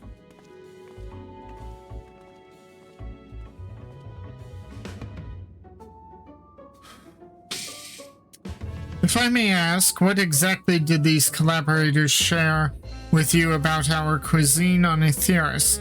Surely you are aware we have an abundance of dishes and foods you could emulate. Of course we are, but well, it was only quite recently that we established contact. Even holding a conversation was a struggle at first, so imagine our surprise when they sent a mountain of books and documents with no clear instructions. The sheer amount of information was overwhelming. If it wasn't for that encyclopedia I found, we would have been at a loss where to begin. And so we decided, rather than divide our resources to prepare a variety of middling and potentially unsatisfying meals, it would be more efficient to devote our efforts to the production of a single perfect food. That's all well and good, but man cannot live on raw carrots alone. Have you considered cooking them? You mean steaming, boiling, roasting, and the like? I suppose we could prepare the carrots in other ways. But our primary concern was efficiency, and what's more efficient than sinking your teeth into a carrot fresh from production? A rather strange approach to take for one named Cooking Way, isn't it? Well, technically speaking, Cooking Way isn't my given name. When first created, we were all named in the old tongue. You know, that otherwise impenetrable parlance that the Watcher speaks. After we received a great tome of words, a dictionary that is, from our collaborators, we learned your language, adverbs, gerunds, present continuous verb conjugations, just the basics. Then we found the terms related to our given tasks and used them to form new names. Aren't they helpful? Not really, but it does explain a great deal. Wherefore didst thou deem such a change necessary? When the rest of your people arrive, we want to be certain they understand immediately that each of us, what each of us does. You'd never be able to pronounce our original names anyway. I see.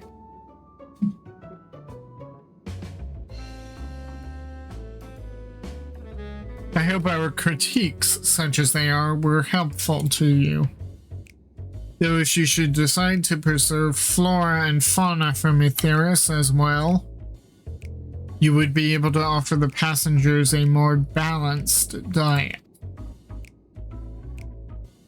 Until such a day, one I pray comes sooner than later, it would appear there is naught but carrots on the menu.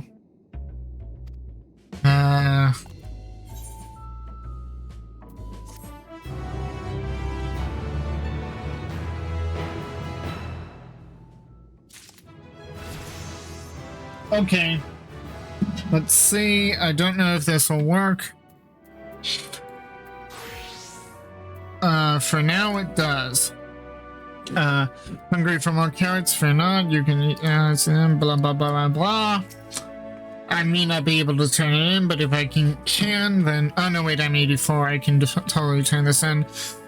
While I'm sure the leopards would hop at the chance to expound upon carrots in exhaustive detail, perhaps it is time we moved on. I hate to admit it, but I did rather like the carrots. Oh, he liked them. Style the hero, living ways, eager to show you more of the moon's wonders. I'm already stylish enough, look at me. I am wonderful. I think we've had our fill of carrots for now. Let's move on to other necessities, shall we? Our clothing production is sure to impress. This way.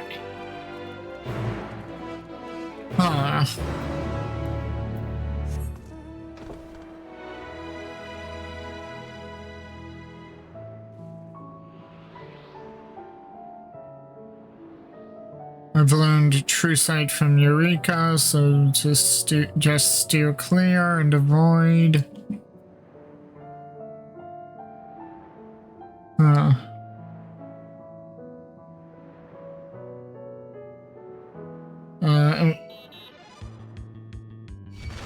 Uh-oh. Oh, that's different.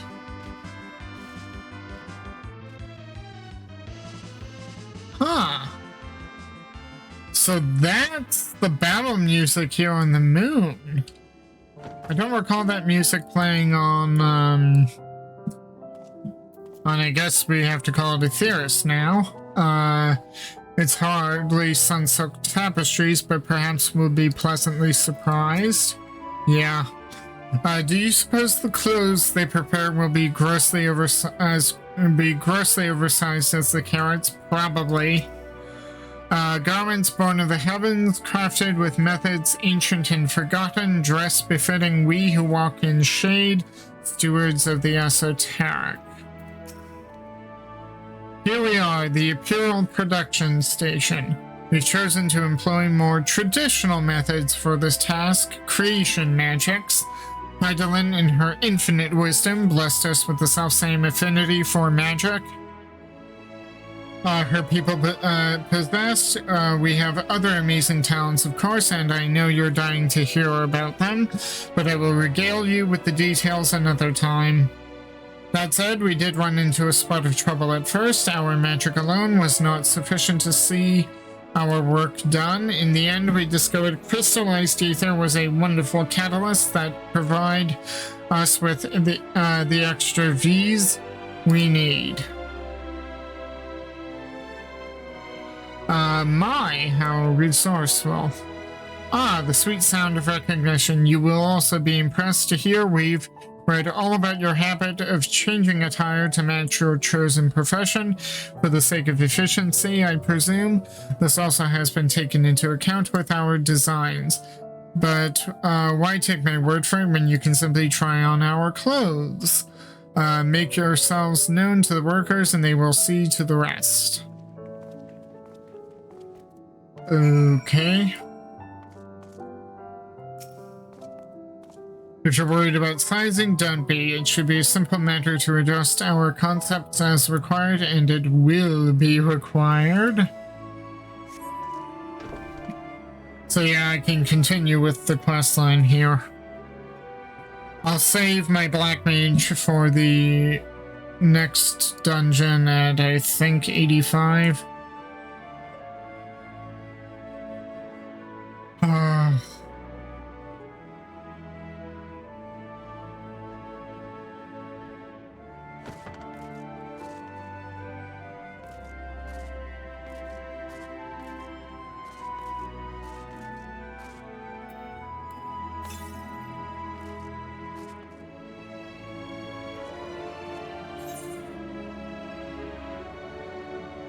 So there's something there.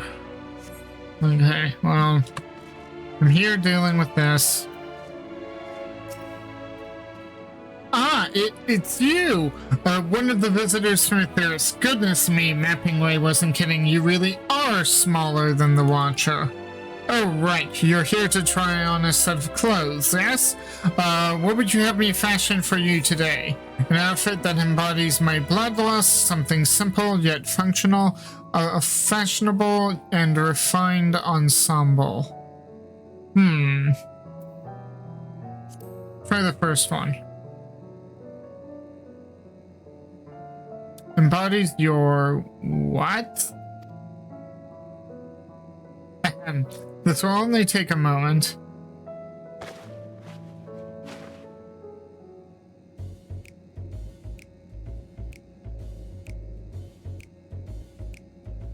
Really?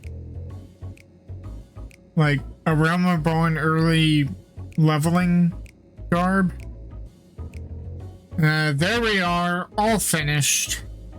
A perfect fit, if I do say so myself. I would be lying if I said I understand what bloodlust is. but I assume it's something you enjoy. I made certain the clothes are flexible yet sturdy. Sturdy enough to endure whatever it is you plan to do while wearing them. Honestly, I could make this so much better myself. Would you look at that? Speechless, and never thought you may not like it. I don't. Did you see my face? I don't like it. If you've a mind to try something else on, why not speak with my fellow artisans? I'm sure they'd be happy to oblige. You must continue wearing the garments in order to progress. You will change back to your normal garments if you move too far away. Look to your map for the garment change area of effect. Oh no, I'm gonna be stuck like that. Speak with the restless leopard to restore or prolong the garment change.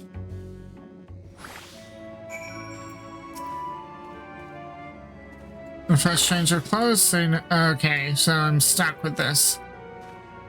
Oh no! I'm actually stuck with this. No!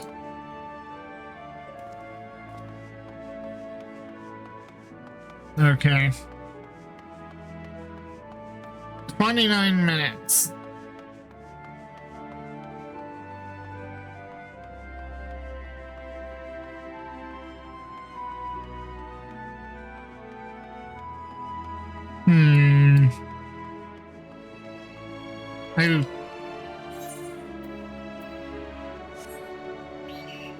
Oh, come on.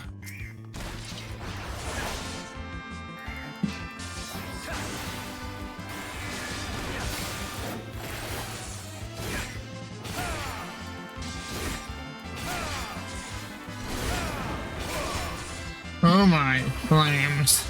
Yeah, I don't want to deal with this for too long. When Orianji said avoid them, he meant it. And I tried so very hard. I mean, at least I can do battle in it. I hate to think what I'd get if I... Jubilant Loperate. Okay.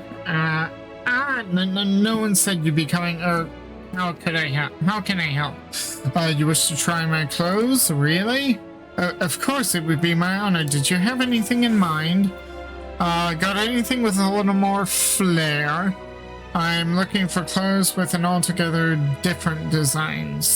I don't want to be surprised.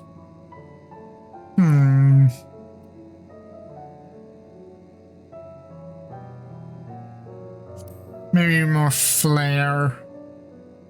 I like shininess. I think I can handle that. Let's see. So these are the concept here. This should do.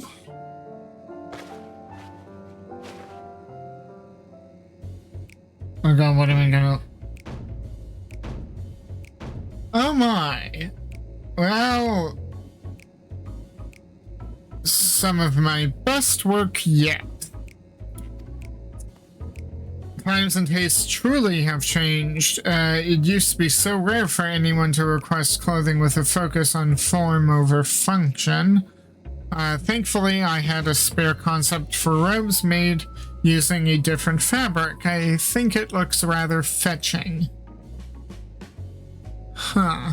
I was worried how the concept would turn out when put to the proof, but it looks stunning on you.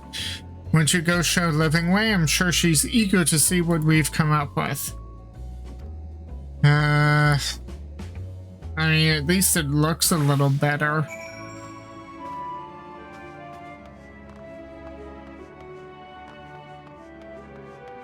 Huh.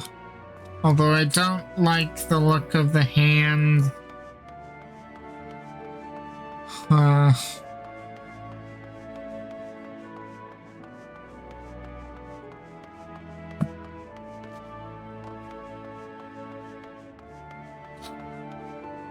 Yeah.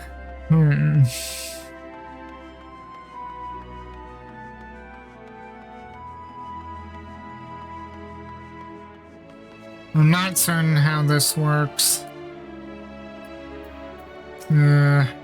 My, don't we look splendid? The result of much trial and error, but I know quality work when I see it. You don't need to speak. I can see your adoration for the moon and we leopards in your eyes. No doubt your friends feel the same having sampled our creations. Oh god, what did they look like? I look hideous. I look hideous. Oh my. Oh, and I've got a headpiece on? As to see.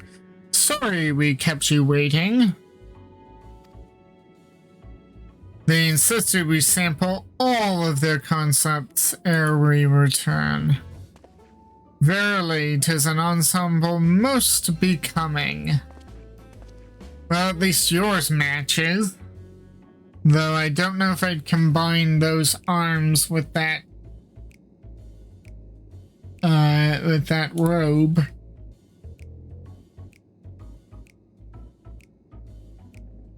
Yeah, we need to change.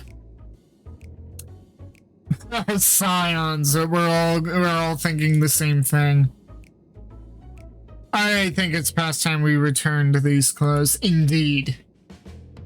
Indeed. Our original garb was better. So much better. Huh? I was so confident our garments would meet with your approval. Whatever are we doing wrong? The Watcher taught us that in his time everyone wore the same robes. To do otherwise was against social etiquette. We thought we could appeal to modern tastes by tailoring the robes to specific professions, but... Please, you mustn't be so hard on yourself. Should we resort to evacuating the people of Etheirys, they will most certainly have need of your attire. It's clear you spared no effort in addressing our needs, but you must understand that we are not quite so homogeneous. Speaking for myself, what I wear now better suits my taste, even if it is of inferior make. But there are others whose choice may be influenced by traditions or personal experience. Rather than make assumptions for the whole, you must consider the individual and their potential preferences. I fear we've underestimated the complexity and diversity of your people. Even if we'd memorized every time we received, I doubt we'd have fared much better.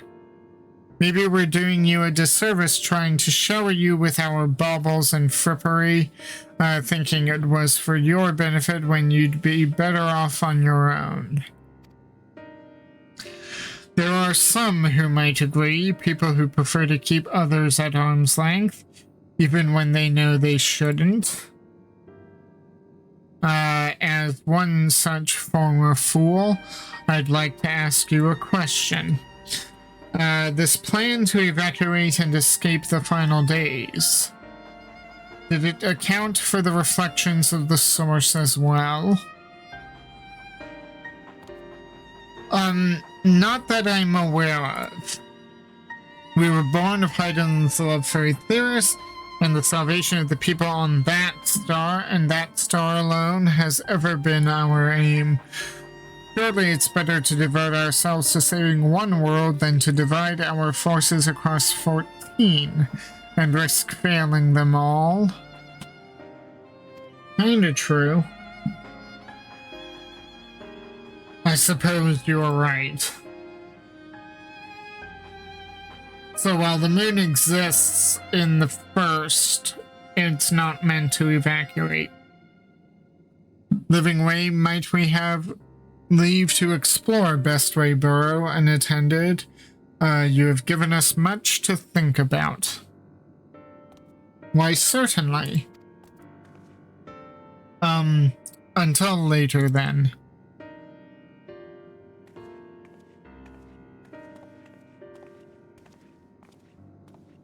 If I may, I should like to accompany thee a while longer. Really? I mean, you're more than welcome to. There was actually something I wish to speak with you about. Let us be off then, shall we? Don't die on us, Urianger. The bunny people are not to be trusted. Fidgeting Lopperet. Hmm?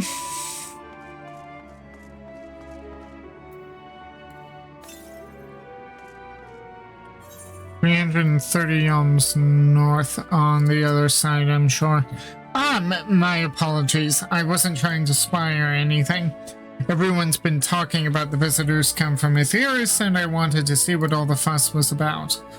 I was excited at first, but now I'm worried. What if the people of Aetheris refuse to come? What if we can't save them? It's clear we've made a mess of things. Oh, but wait, you still haven't visited the domiciles. Once you see them, you'll understand how wonderful the moon truly is. I'm sure of it. I'll be waiting for you by the teleporter near the entrance. Oh, and the name's Growing Way, by the way. See you soon. Well... Nope, sorry. Did not mean to cancel that. I have an ether current to find.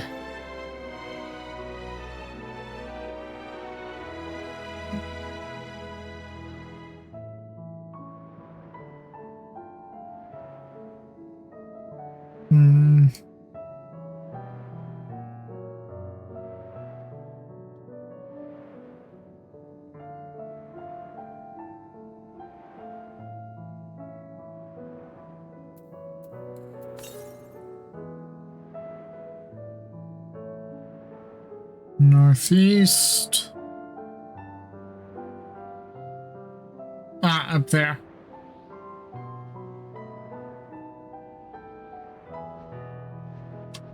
Must get ether current.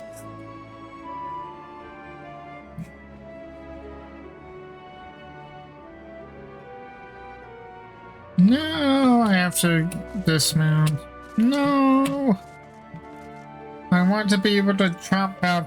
I want my bed to take me to all the ether currents. Okay.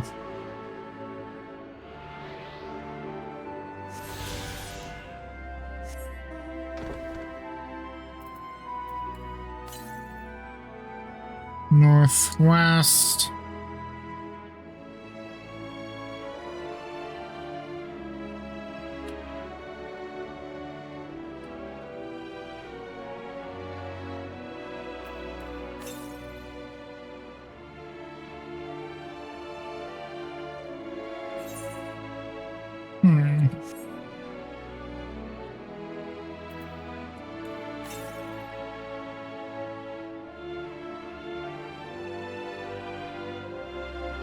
There it is. So if this is the Curatorium that also does clothing manufacturers, I'm assuming this is our water purification. I'm seeing a lot of blue crystals, and blue crystals are either water or ice. Generally.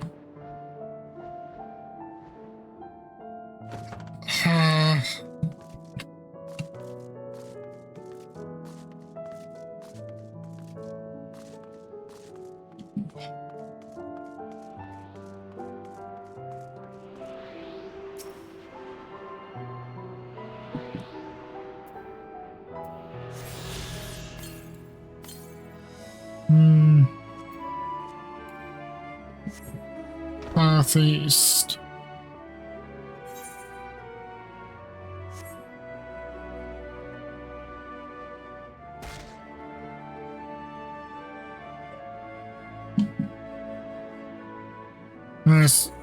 I didn't see any ether currents back that way.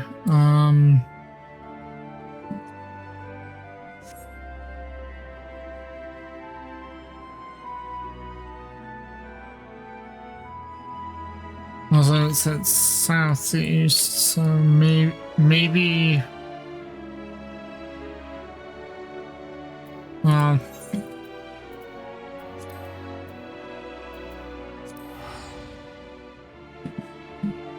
Go to the Etherite and see if there's anything west.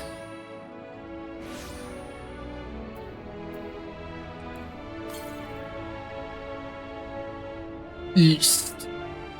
Okay.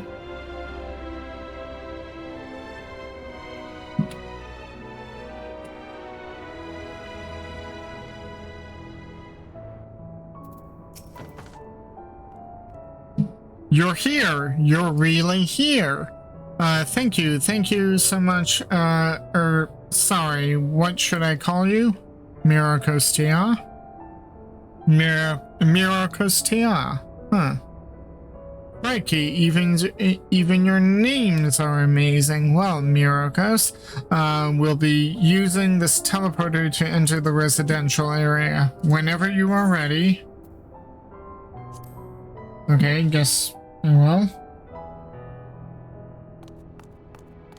Ready in the teleporter. Okay.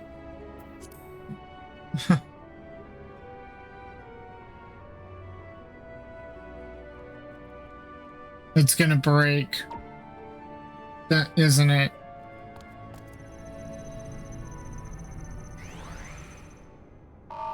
Yeah.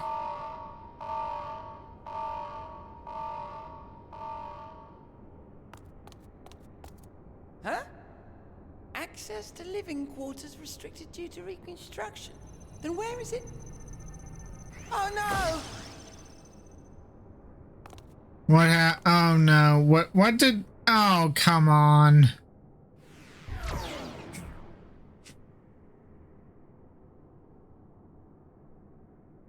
A private audience, as thou didst request, for reasons I know not.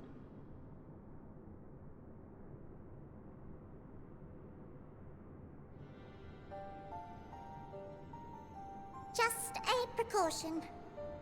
I'd rather I didn't have to ask the question at all, but I take my responsibilities very, very seriously. Do you and your friends, by any chance, find our accommodation wanting? Be honest, brutally even. 'Twould be ungracious of me to belittle the efforts of thee and thine.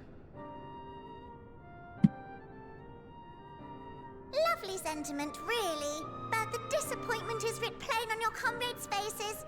It's all the more frustrating since no one will come out and say what they find wanting. It's generally considered rude to do that. If there are faults in our work, we need to know. We can, we will do better. But time is not on our side. The final days will wait for no one. If your people are to be saved, we must take quick and decisive action. This vessel must serve as a home for as many passengers as possible, for far longer than we may like.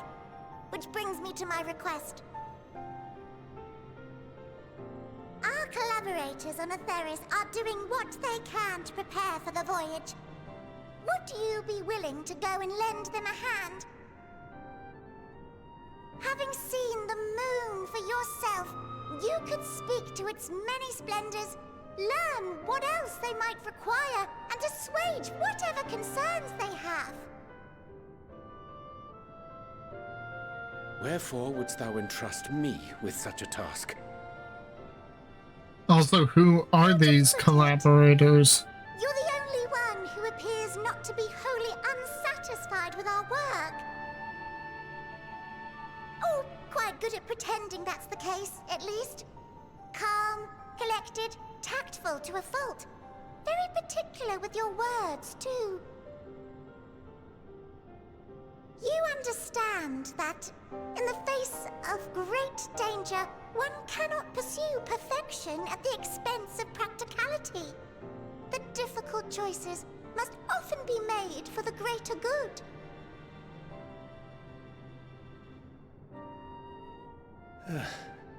and so fate doth conspire to set my feet upon this path once more. Come again?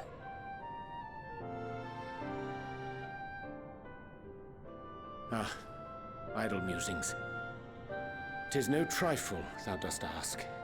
Yet full well do I understand the urgency and necessity.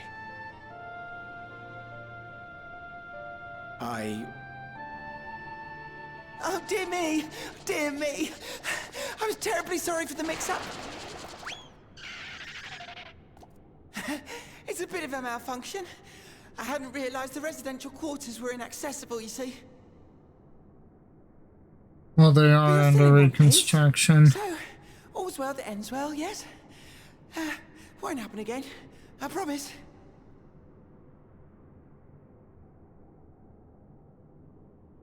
Hmm.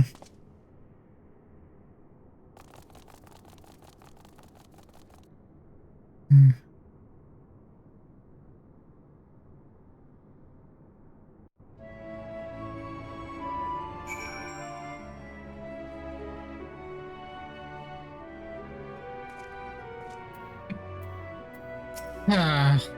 Gosh, that was embarrassing. I promised to be more careful from now on, but I want to know where Ariane went. Since the residential quarters are closed for now, I've rerouted the teleporter to allow travel between floors instead. Hopefully it proves useful in the meantime. A shame you couldn't see it though. You really would have liked it.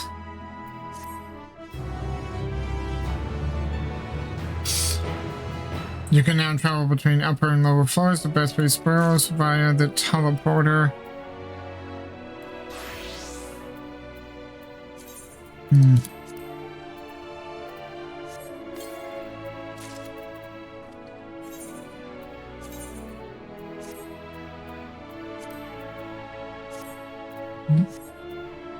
I'm not certain that I necessarily like this garb, but it's better than what I have. All veil that ends veil. Growingway is keen to put his recent mishap behind him. It may not seem like it, but we've been planning for this planning for this for far longer than I'd care to admit. Each time we woke up, we'd have long discussions about how to save as many of you as we can. Felt like everyone had an opinion on this or that. But the one thing we all agreed upon was that the people of Etheirys wouldn't take action to save themselves until it was far too late. That's why we're striving to make the moon a vibrant, magical place they'd hop at the chance to visit rather than waiting for the flames of oblivion to get them off their tails and force them to accept our invitation. The residential quarters may not be up to the necessary standards just yet, but there are plenty of other places worth seeing. You've already had a look around the Curatorium, but wait until you see what's waiting for you at the east end of the borough. Follow me.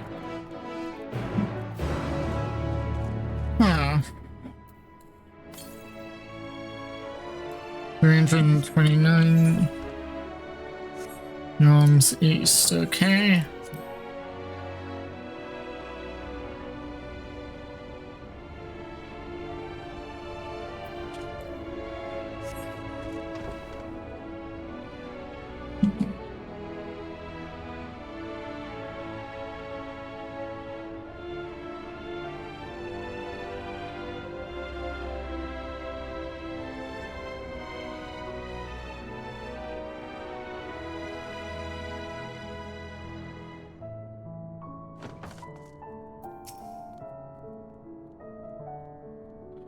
Good, you're here.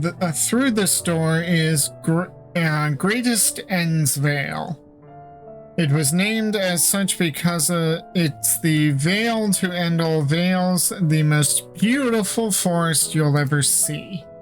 We understand that the people of Etheirys enjoy taking leisurely walks through natural spaces and the like, so I'm sure you'll enjoy it.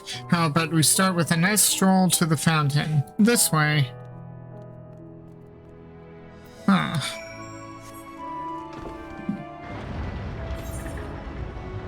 there are blue quests, but True carrot crimes. It's what's for dinner. Are these ones I need to do? I'll get back to that later.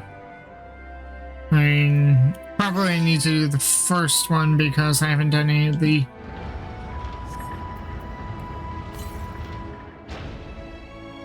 Gnomes North.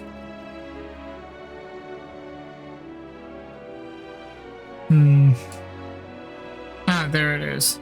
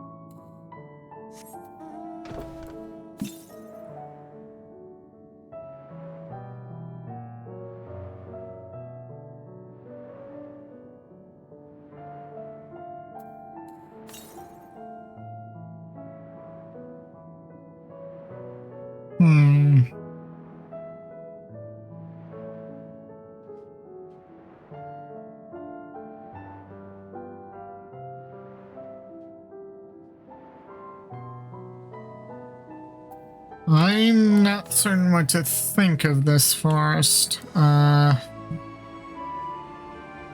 here's the water. So this is our water purification. That must have been like a crystal farm for the synthesizing. Oh, and what do you know?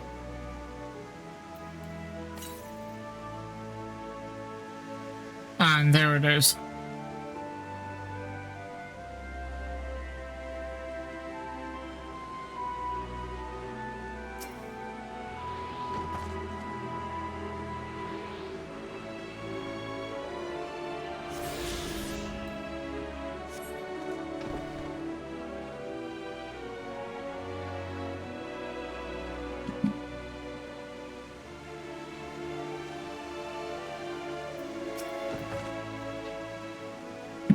So what did you think of the forest? Isn't it positively pleasant, simply sublime?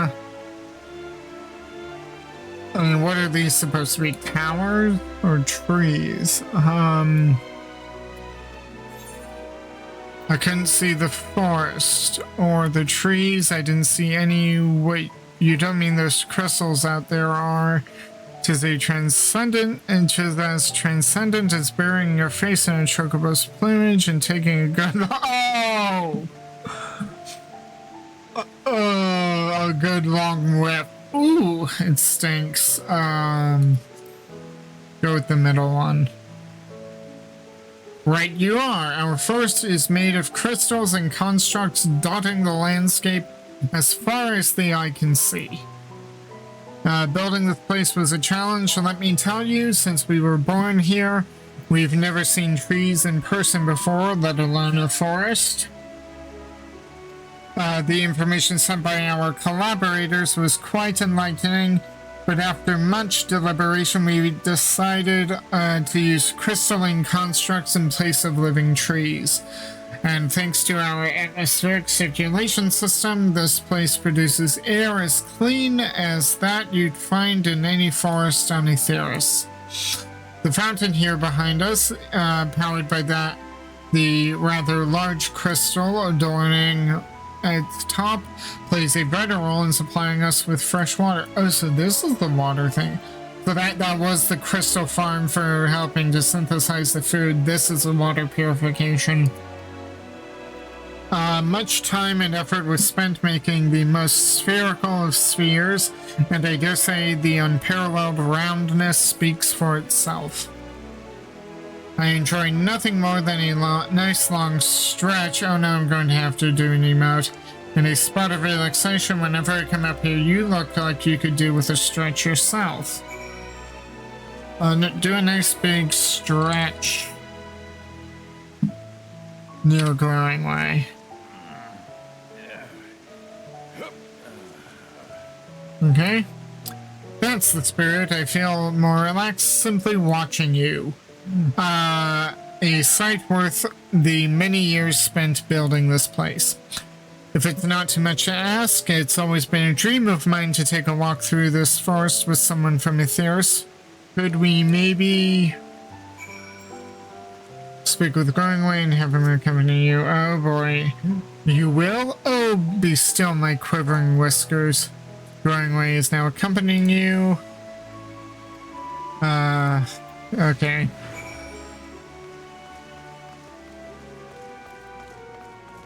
I wish I could mount up, but I can't.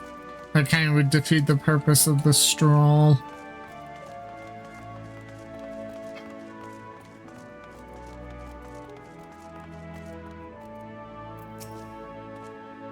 I was thinking, Myrokos, that I could be more helpful to you by teaching you a little about the moon and what it is we do. When we were first created, the moon's sole purpose was to hold Zodiac, and there was absolutely nothing to be found here. Eventually, Hydaelyn gave us our first task.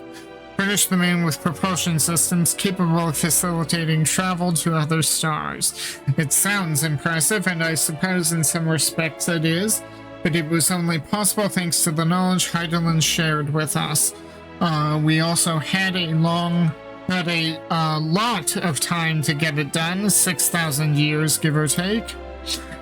But anyway, let's keep going.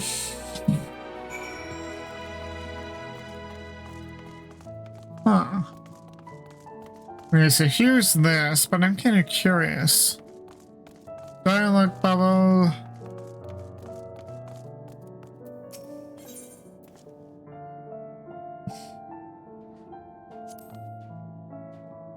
What? No! I am not sure what it is you do with crystals on Aetheris, but we don't eat them.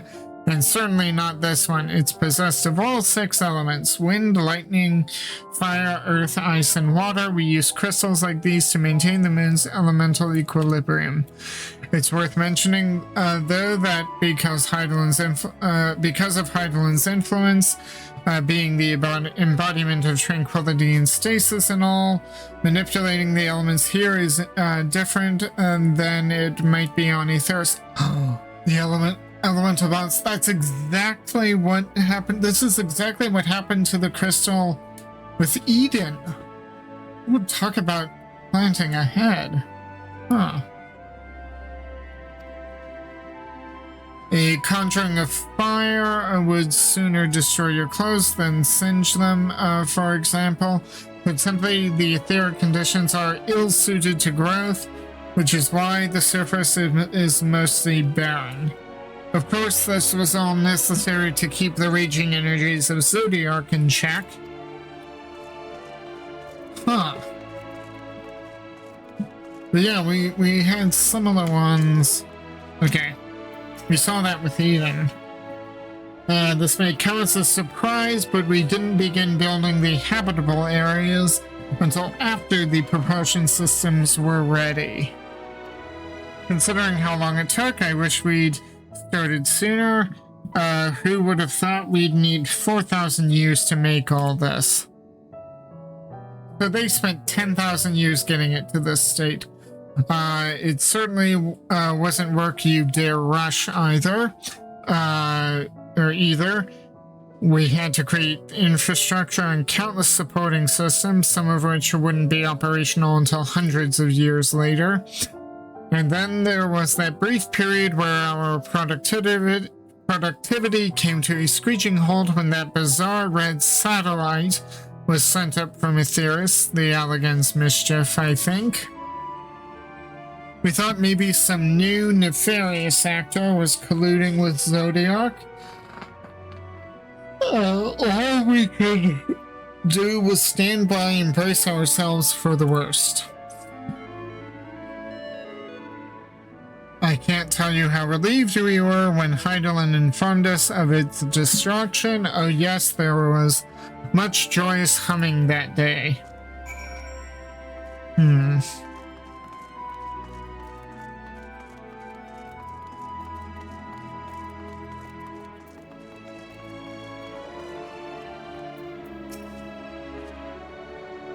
So, do you notice anything peculiar about the treetops? I mean, apart from the fact that there's a massive crystal, there are massive crystals and not trees.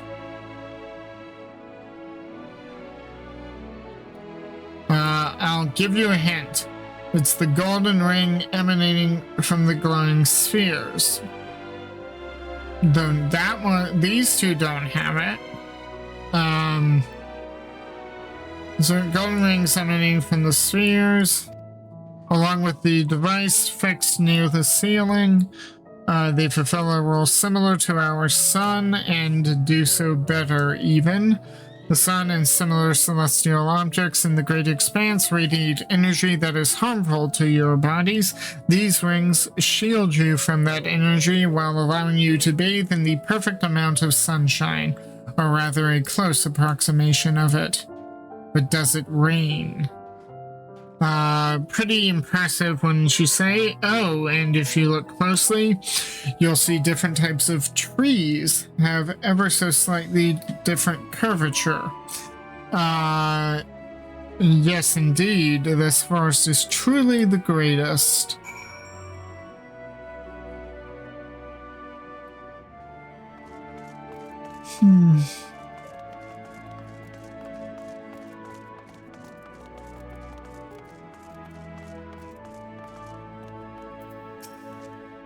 There was something else I wanted to tell you about. Oh, right.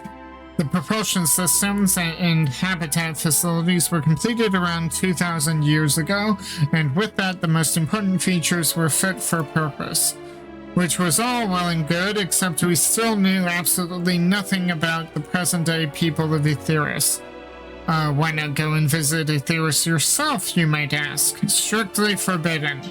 Were our technology or knowledge of the moon's true purpose exploited for evil ends, the results could be disastrous. Then there were a few more rejoinings, and it became increasingly difficult to converse with Heidelin. Fearful we might lose the ability to communicate with her altogether, we beseeched her to find people on Aetheris we could trust to help. We were quite fortunate everything worked out as it did.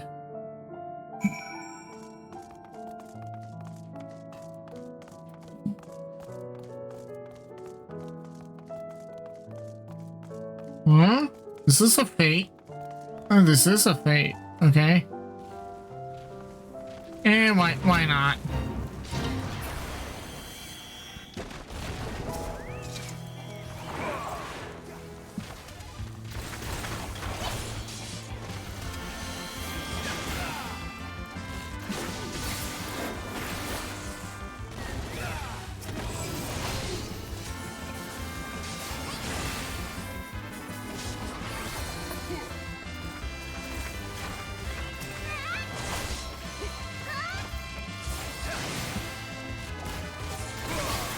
Ooh.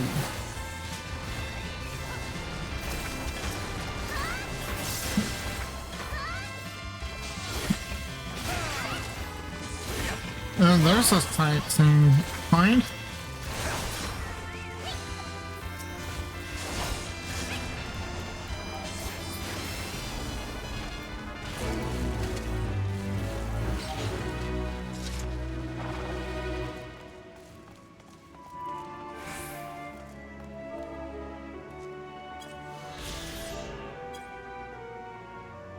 Okay.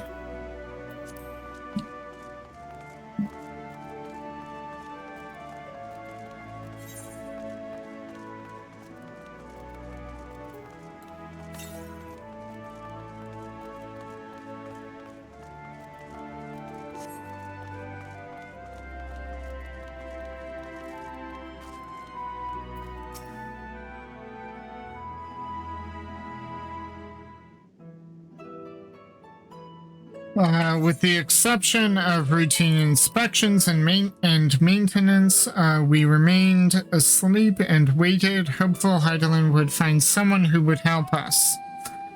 Eventually she did, though her power was waning. We were able to speak to them directly for a short while. We shared with them everything we could, including our knowledge of the heavens and a means to travel here to the moon. They certainly didn't waste any time with what we taught them. No more than a few years after that, our collaborators found a means to convey messages and supplies to us from down below. With all the letters, books, and other resources they sent, we learned enough to start making more meaningful changes to the moon. And then now you're here, hopefully enjoying yourself as much as I am.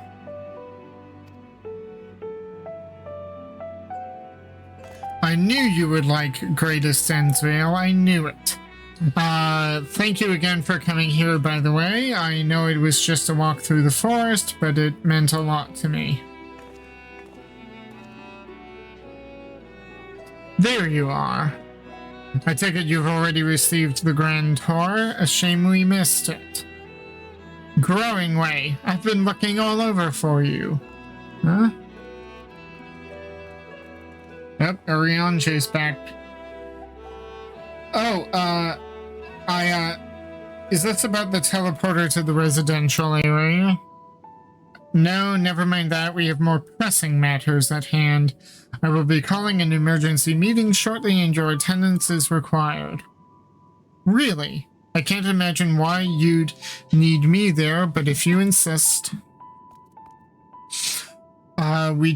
we won't be away long, so you all are more than welcome to continue looking about the burrow. Now come along, Growing Way. What were you talking about, Orionje? Before we arrived, you seemed to be in the midst of a rousing conversation with your guide. Did you learn anything of import?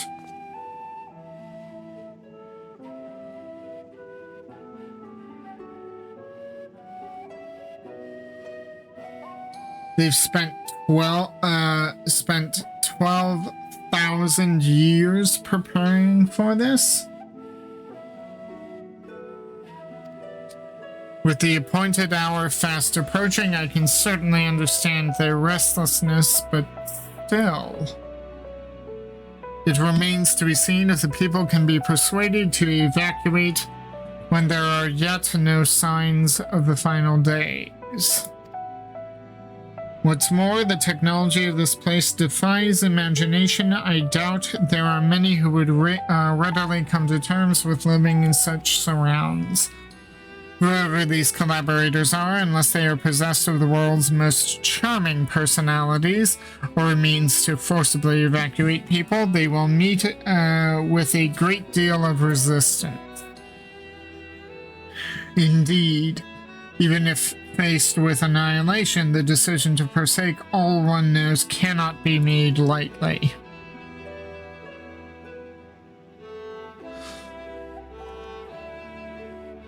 Forgive me, friends, but I must beg your leave. There is another matter which yet begs for mine attention. Of course, we can accompany you if you like. Oh no, it's not uber danger again, is it? Nay, that will not be necessary. If you will excuse me. What is he up to?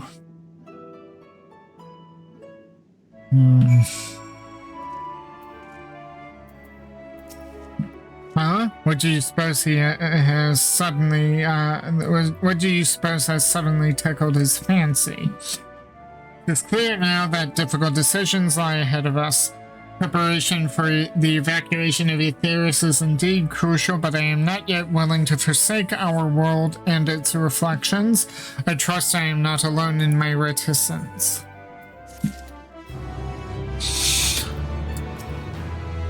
The final days will make brave fools of us all. Back to old tricks. Oh no. By now, Thancred can tell when his friends are up to something.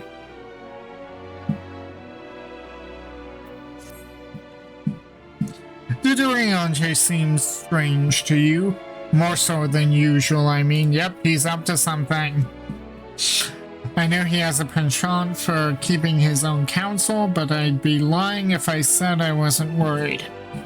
Would you go and see if he's alright? Estrella and I will remain here and see what else we can learn about the final days. If you hurry, perhaps you can catch up to him. Better for only one of us to go in case it's a delicate matter. Hopefully I'm overthinking things.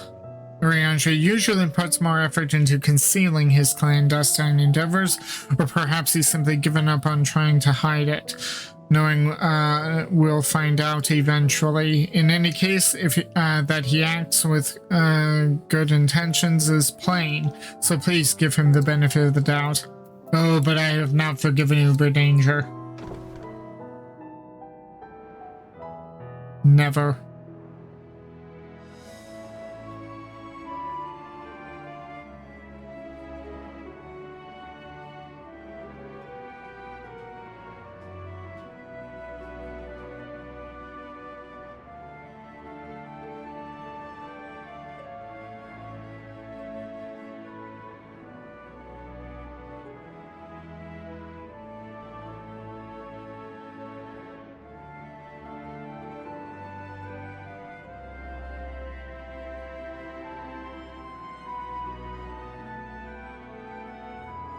Mopping way, okay.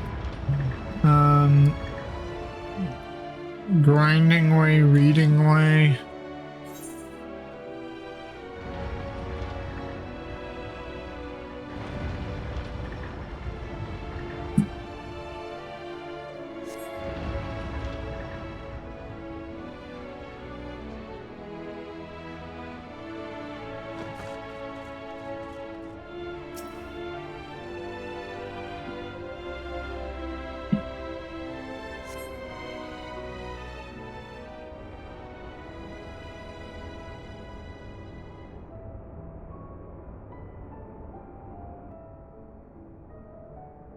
There he is.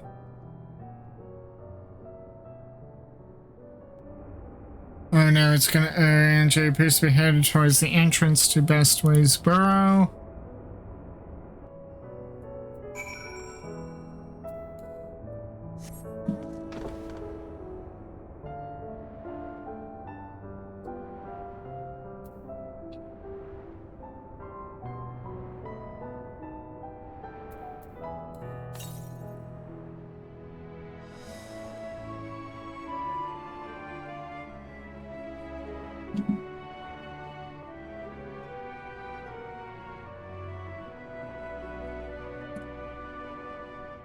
I may do the Ether Current quests off stream. I don't want to take up too much time. There's Argos.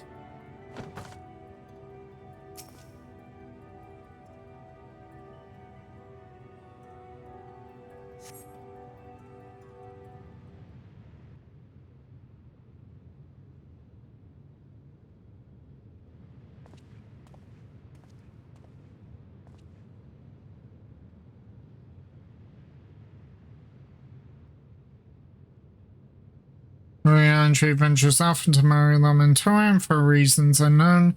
You must tread carefully, else he might sense your presence. Oh great, another follow quest and try to hide. Oh dear. Follow Ariandre from a safe distance. The objective will end in failure if you are noticed or if you fall too far behind. Should you fail to complete the objective, you must try again by returning to the designated location. I kind of hate these quests, especially when it's obvious.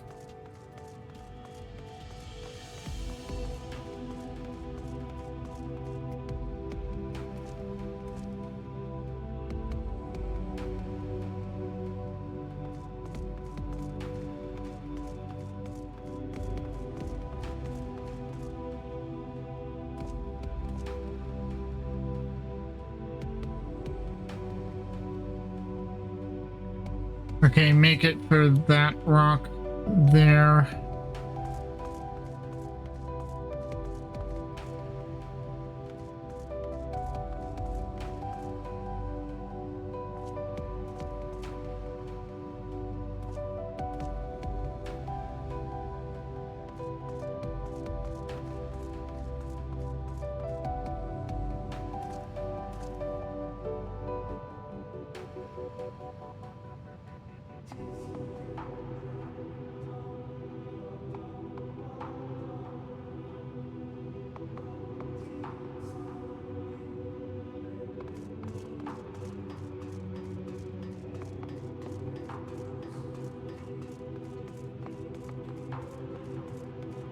Damn, he's fast.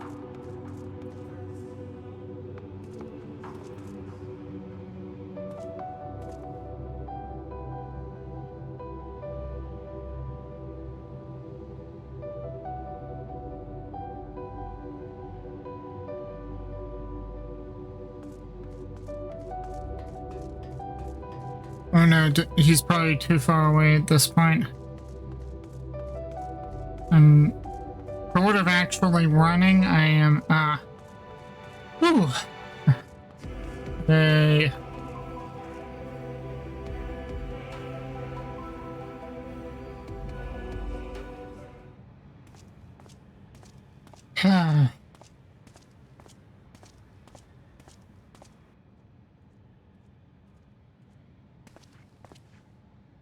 Thine arrival is timely as ever.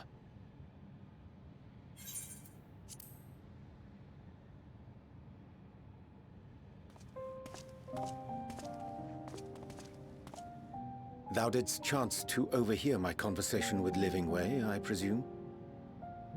Yep. 'Twas not mine intent to move in shadow. Nevertheless, I have been asked to do that and more yet again.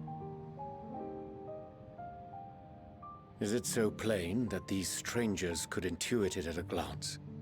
My capacity for silence and secrecy, and duplicity. When Grahatir did contrive to deliver the first at the price of his own life, I was complicit in the scheme. A sacrifice averted for a mercy. Would that I could say the same for Minfilia. One life for one world. And by that bloody bargain brokered by my hand were the scions robbed of a dear comrade, and Flamine her beloved daughter.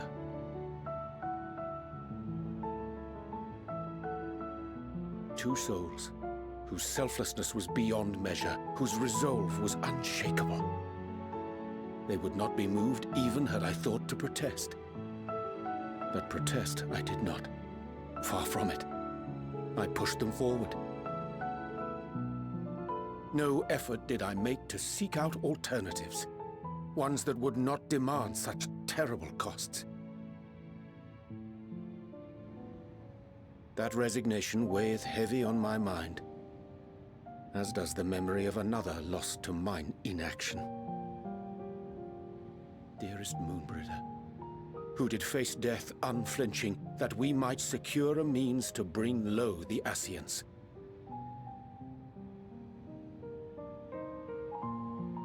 In her hour of need, I did naught.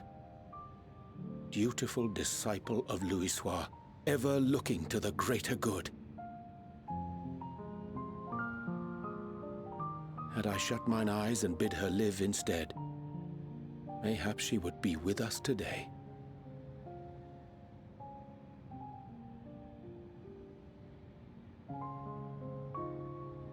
Selfish wants, born of everlasting regrets.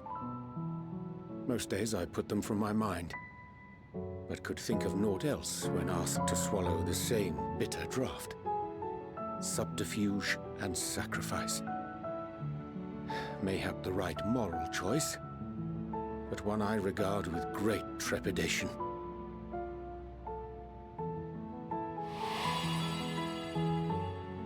The calamity of Amarot was a tragedy beyond reckoning. One which must never again come to pass.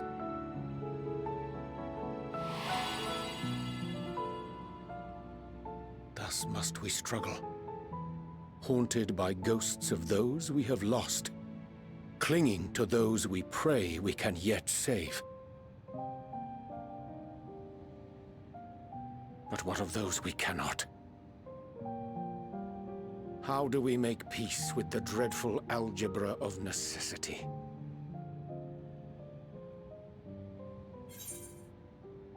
Sometimes there is no right answer.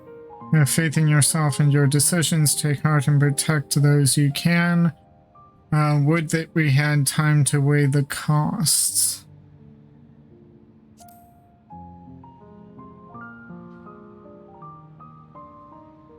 I am not alone in my discomfort, then? 'Tis surprising, though perhaps not. We Scions are wont to debate strategy at length, but are resolute and unwavering in execution. Strange. Scarcely can I remember when last we spoke alone, and so candidly.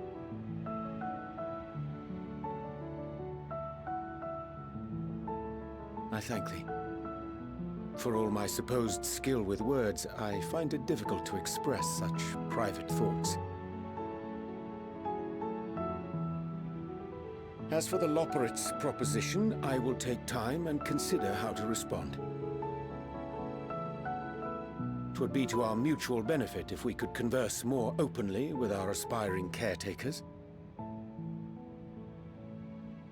A concern I should be glad to address on the Scion's behalf.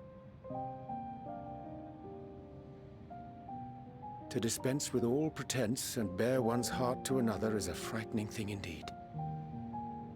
But we cannot move forward ere we take that bold first step. A lesson I have learned many times before. And today.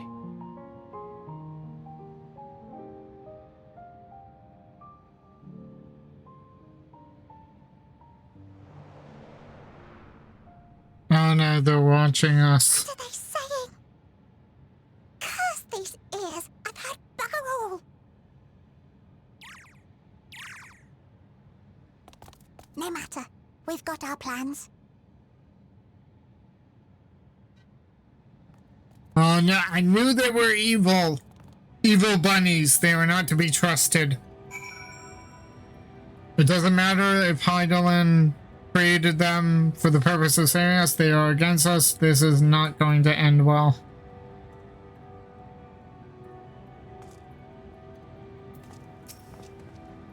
In truth, my reason for traveling hither was to effect a plan of my own, a plan which may pave a way forward for us all. May, I say, for there is no guarantee of success. 'Tis the reason I set out alone. That failure, should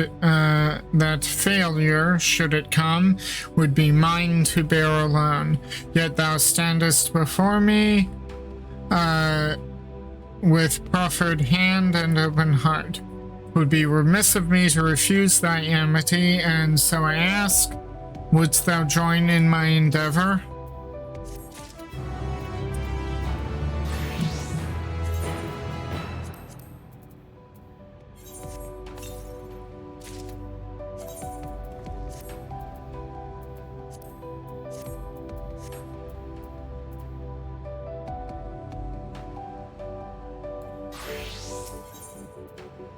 Seeing things straight. Urianger is quite glad for your company. I thank thee for accompanying me. 'Tis a simple plan. In truth, we shall not be long away from Bestway Burrow. Difficult decisions must needs be made in the coming days, but I nevertheless believe we are all of one mind in our desire to save the people of Etheirys. To make clear our resolve to the Loporrits, I would offer them a gift, but its making doth require a most singular ingredient. Well...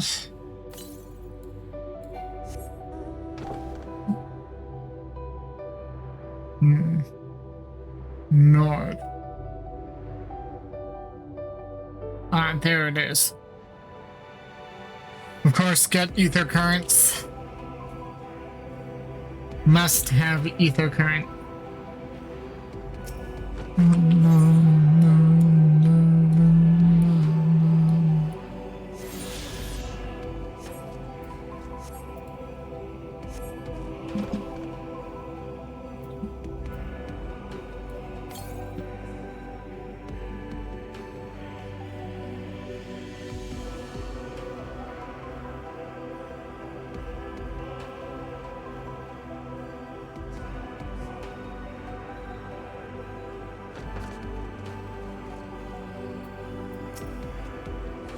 An abundance of sponge oil. Excellent. I chanced to spy this aggregation when crossing Zodiac's erstwhile prison. Using a spell taught to me by the Numu, I believe this shall suffice for the gift I would fashion. The magic requireth considerable concentration, however. Might I prevail upon thee to stand watch while I perform the incantation? Sure.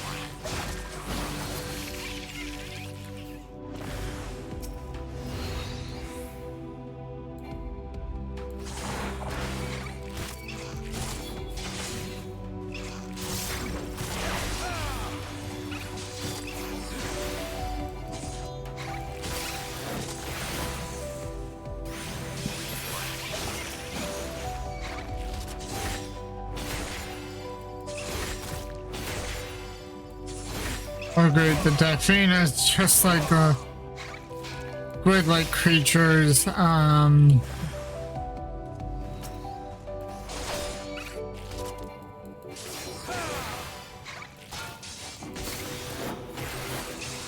squid-like creatures in the Tempest.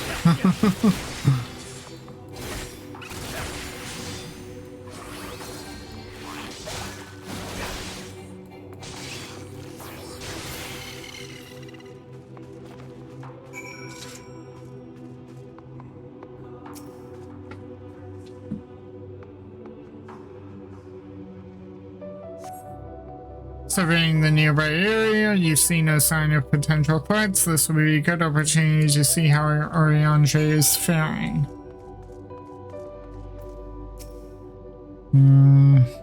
Oriange remains fixed on his work. Of course he is.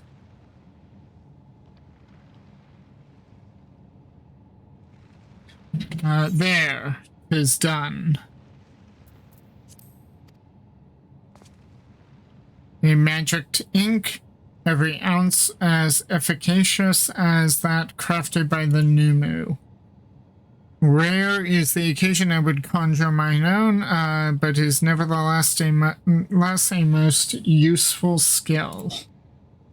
The resulting product is admittedly possessed of no preternatural properties, but its hue is one of mine own choosing, which I pray the Loporrits will appreciate. Myrokos, Oriange, oh thank goodness, I thought you had been eaten or had perhaps fallen into a crater.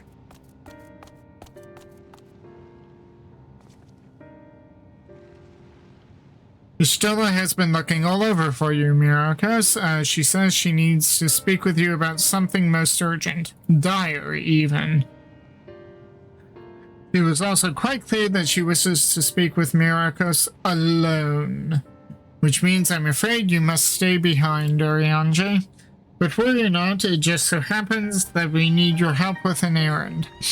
Delivering a package from the Watcher's Palace to Bestway Burrow. It's quite large and heavy, perhaps even too heavy for we Loporrits, and we would be ever so grateful if you could lend us a hand. Well, I suppose I should be going then. How about an extra pair of hands before I go meet with Histola? That's convenient. Suspiciously convenient.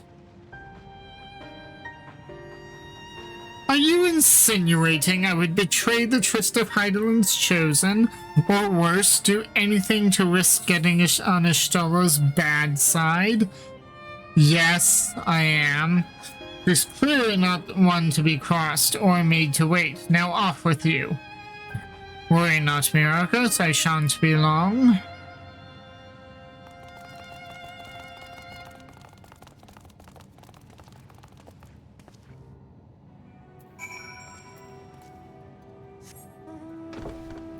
Well, let me see if I can get ether currents.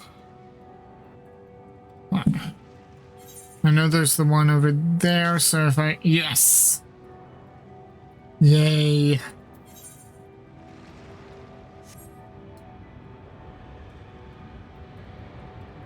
She's used to, I'm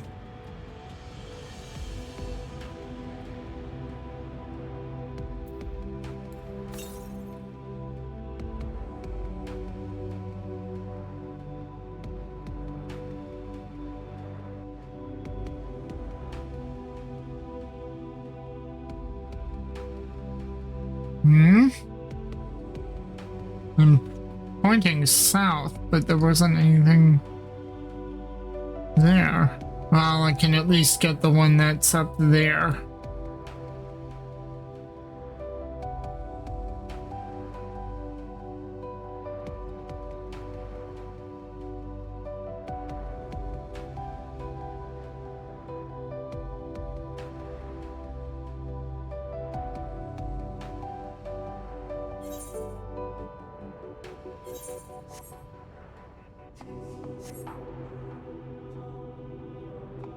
Oh, the Alligans, they get everywhere, don't they?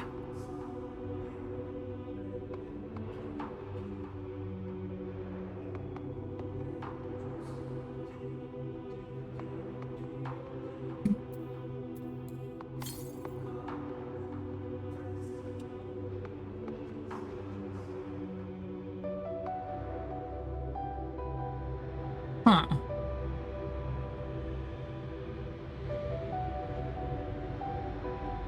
Okay, well, there it is.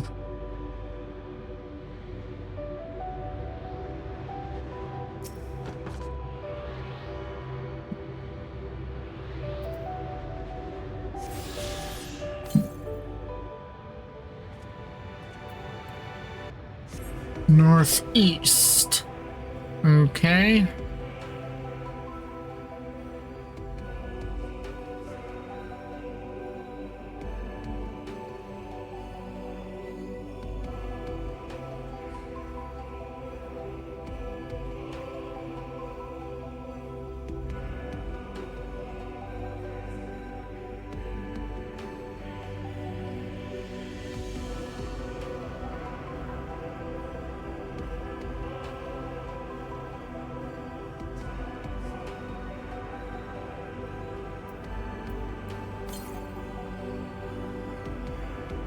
Ah, there.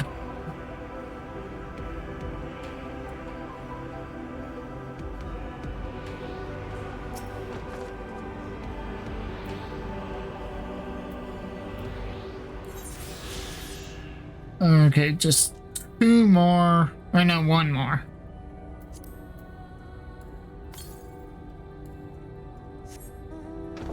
West.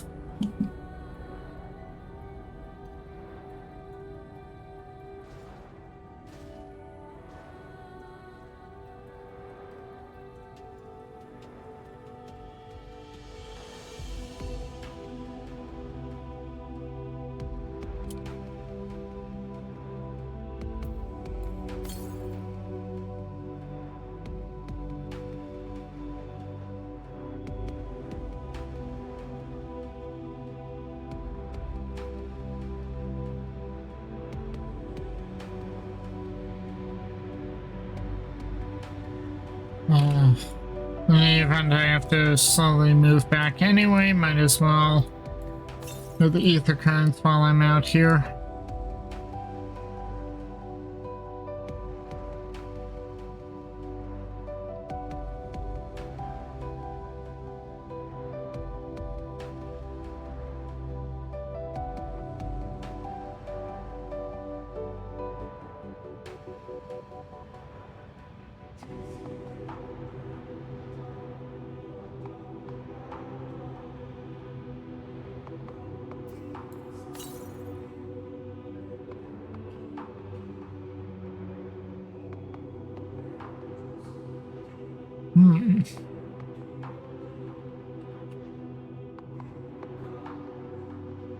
Huh.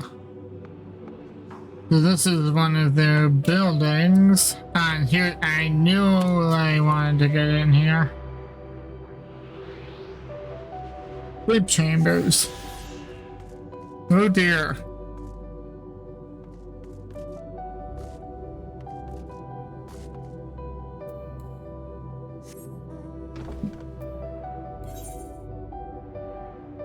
And that is all of the location currents. Now I need the blue ones, which I feel 2 ones are of those are there. I may do those off stream. Because this is a little over 3 hours, but I still want to just progress the MSQ.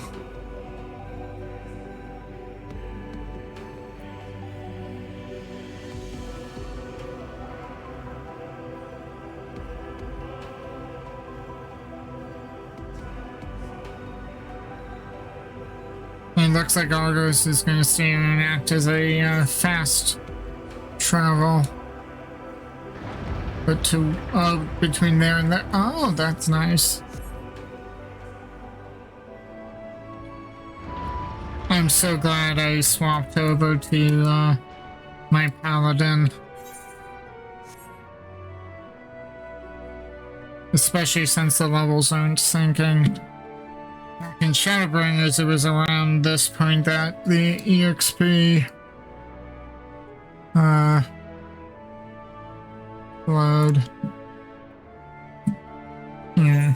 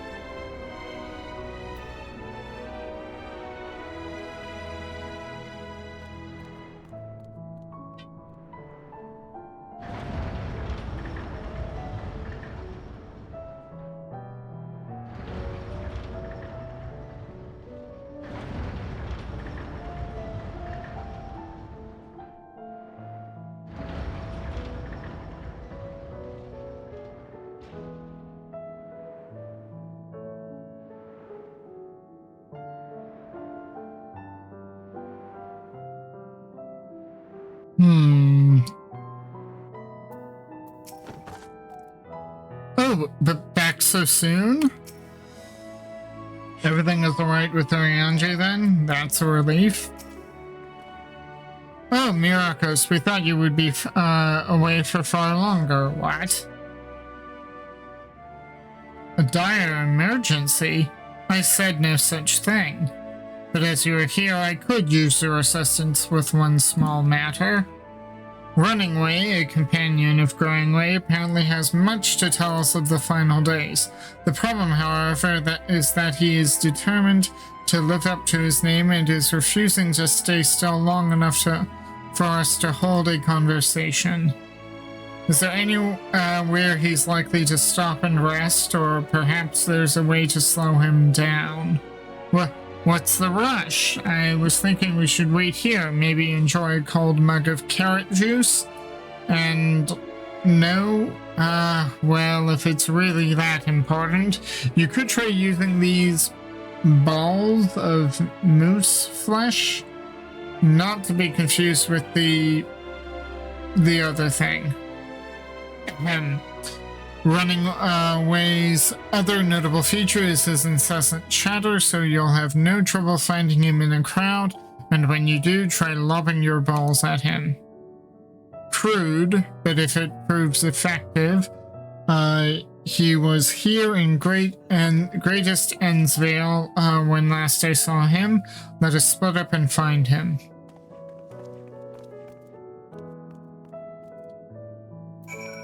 The Loporits are up to something.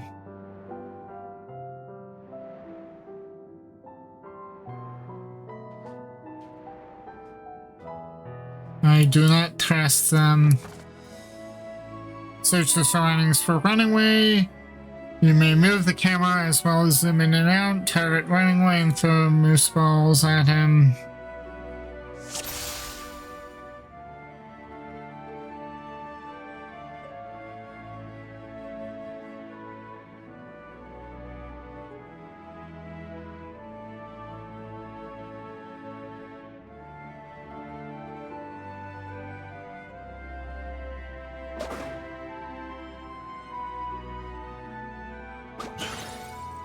There you go. Oh, that smart. That was meant to be a joke. It isn't funny. Got him. I thought I'd have to hit him while he's running. Hey, got him.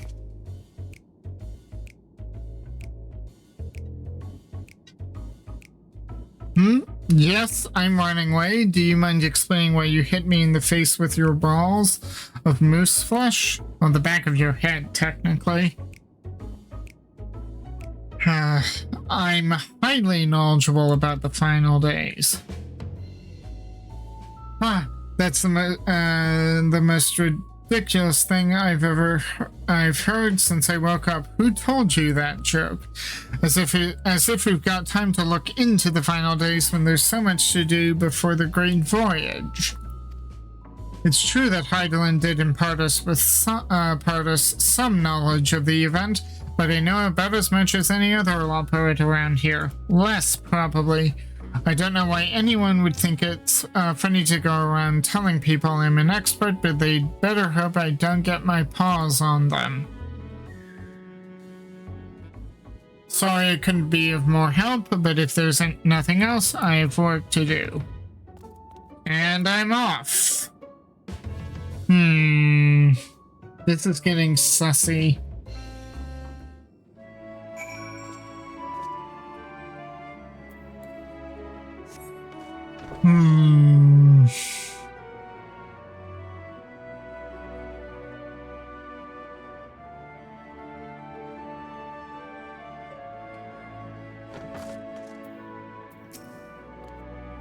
Oh no, you caught him? I mean, well done. Growing ways up to something. Any luck? I tried near the entrance, but there was no sign of him. Found him, and he ran off after telling me he knew nothing more than Growingway or anyone else. I couldn't find neither hide nor hair of him.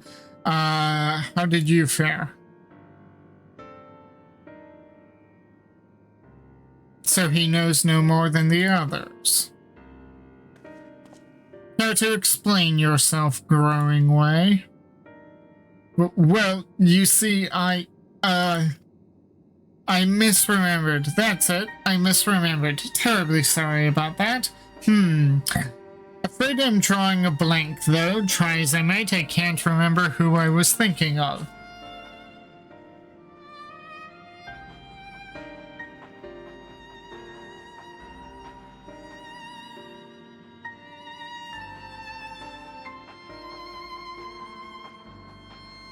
On an unrelated note, what of Urianger? I assume you spoke with him earlier, but what did he say when he'll be returning? On his way back to the Watcher's Palace with Livingway.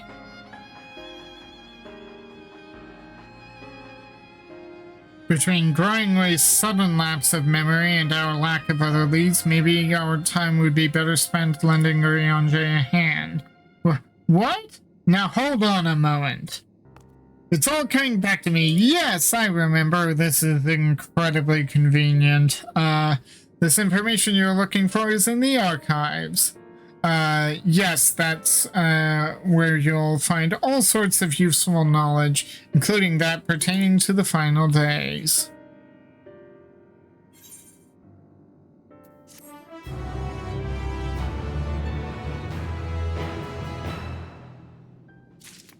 This is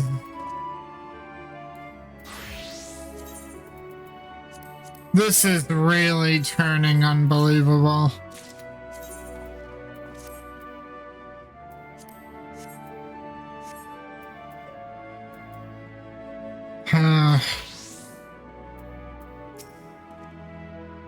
If some scheme was afoot, surely Urianger would be the first to see through it. Then again, he does tend to give others the benefit of the doubt.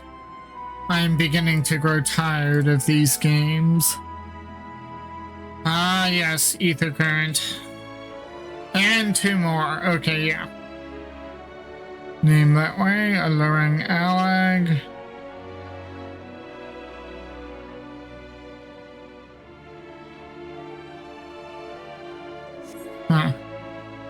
heart of the matter. Growingway is fidgeting with nervous energy, but is it from excitement or worry? Oh, what to do, what to do. I promised Livingway would help, but... no, I promised I'd help, so that's what I'll do. The archives are on the second floor of the main plaza, the eastern wing. Follow me. I suspect the leopards are up to something, but if there is aught to be learned of the final days, I think it best we play along. For now, at least.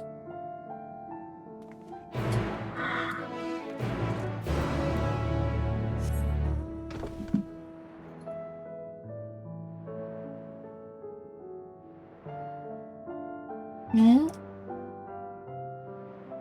Oh, it's nearly dinner time. Let me get through this quest, and then I'll feed you, okay?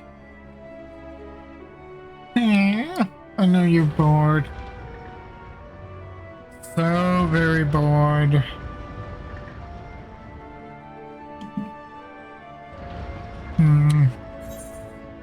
Now where is that teleporter?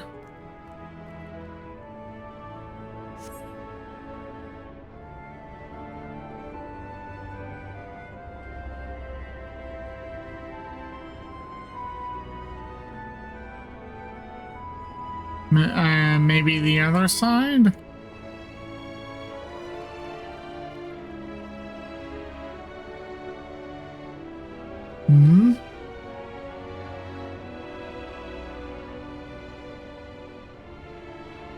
Ah, here it is.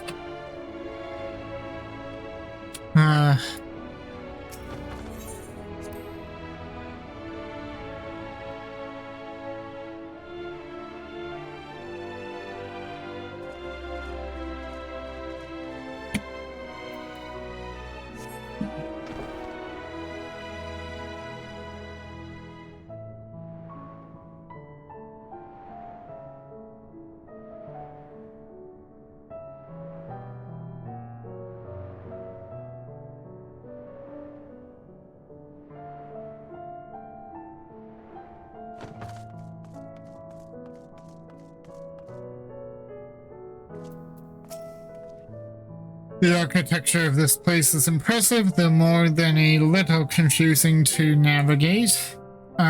Is it too much to ask for clearly marked exits or a map, perhaps? What other knowledge do you suppose we could glean from their archives? Oh. I said after I'm done with this quest. My cat is getting very persistent.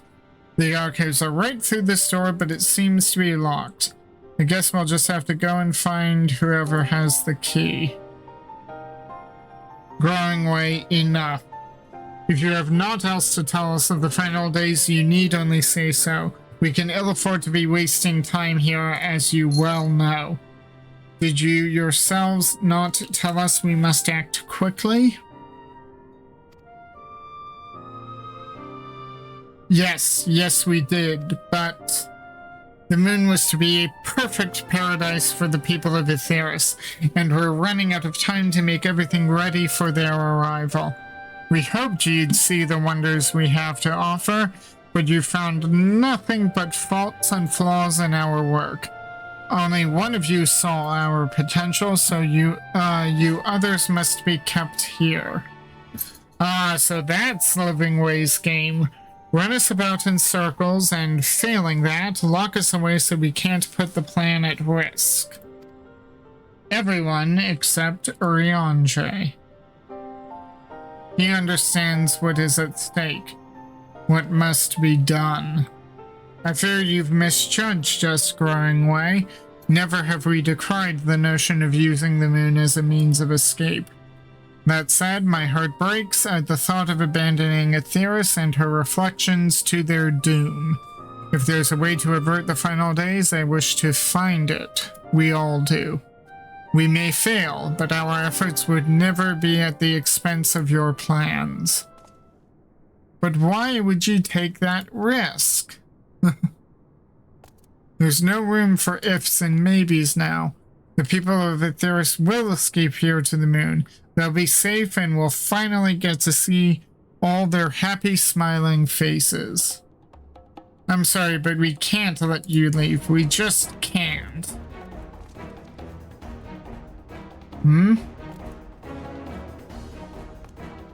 Do what you must, but try not to hurt them.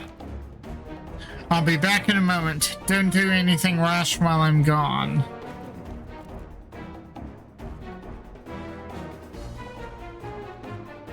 If we dally, they'll overwhelm us with sheer numbers. I say we knock these ones out, split up, and make our way to the exit. Fortunately, we're already on the upper level. Agreed. Let's reconvene where Argos awaits outside.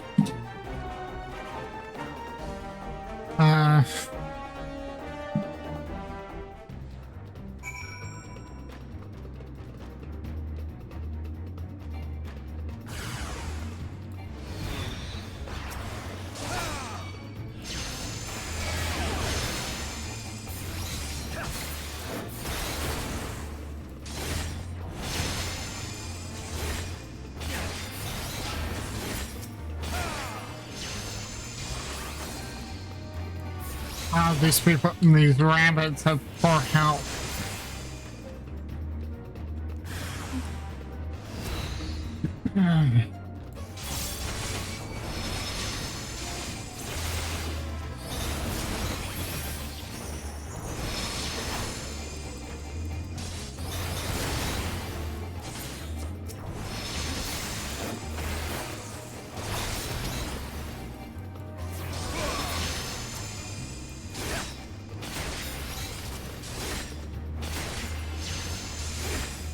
The mobs outside were tougher than this. Please come quietly.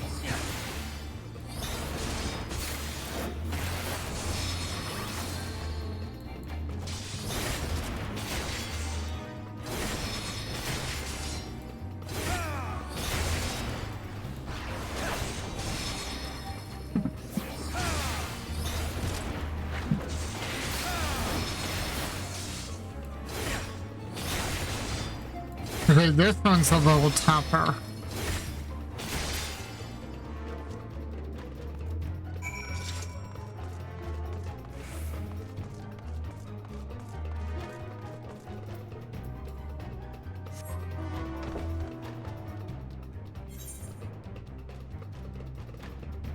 Ah, yes, it's that way. Or I could just, go through the middle.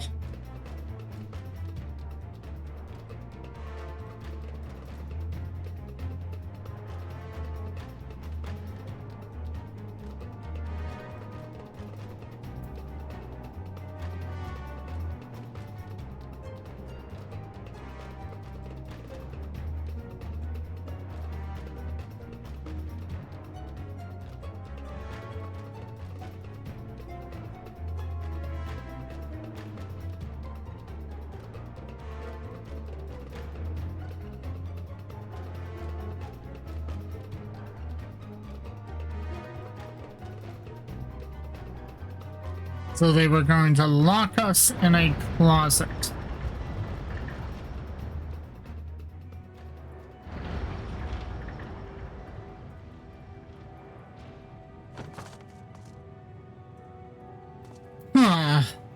There you are. Didn't rough them up too badly, did you? No more than they deserved. Good, you're here. We must hurry to the Watcher's Palace and find Urianger.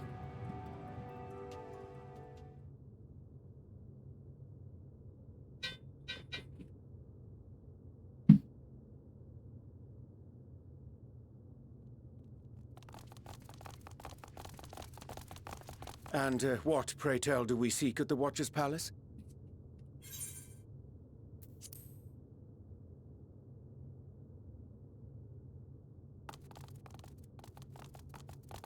Oh, come off it, friend.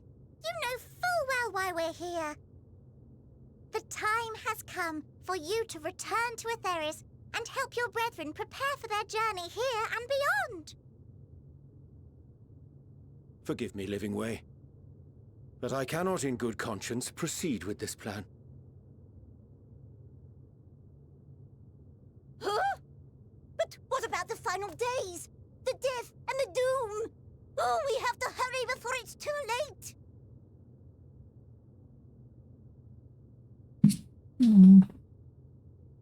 Your unflagging commitment to your duty is endearing, to say the least.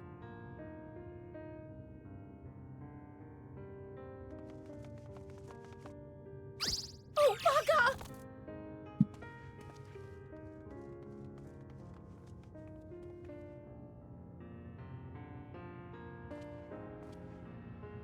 Be at ease. They bear you no grudge, nor do I. How could we, having come to understand your purpose? But I want to For skin them. millennia, you and yours worked tirelessly towards the singular purpose of this heavenly vessel's construction. An arduous feat by any measure. 'Tis clear you have spared no effort. Why, your very names are a testament to your dedication.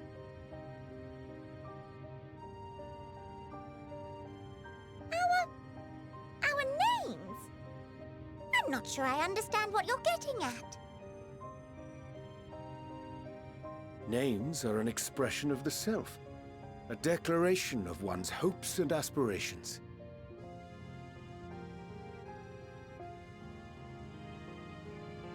Your use of contemporary, uncomplicated nomenclature doth ensure clarity of purpose. There can be no doubt that your love for the people of Aetheris is boundless and pure.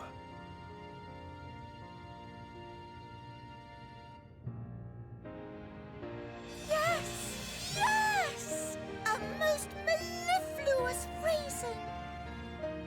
We Loperids were born of Hydaelyn's love for Aetheris. That shining, shimmering blue jewel, brightest star in the sky, brimming with life and possibilities.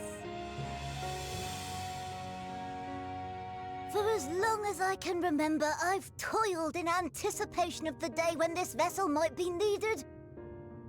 All I've ever wanted was to meet those she cherished so dearly, to serve and serve well.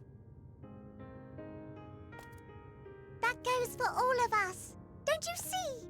So help us. Help us help them. Lead them here where we can keep them safe. If there's anything wrong with what we've built, we'll fix it. We'll make it right.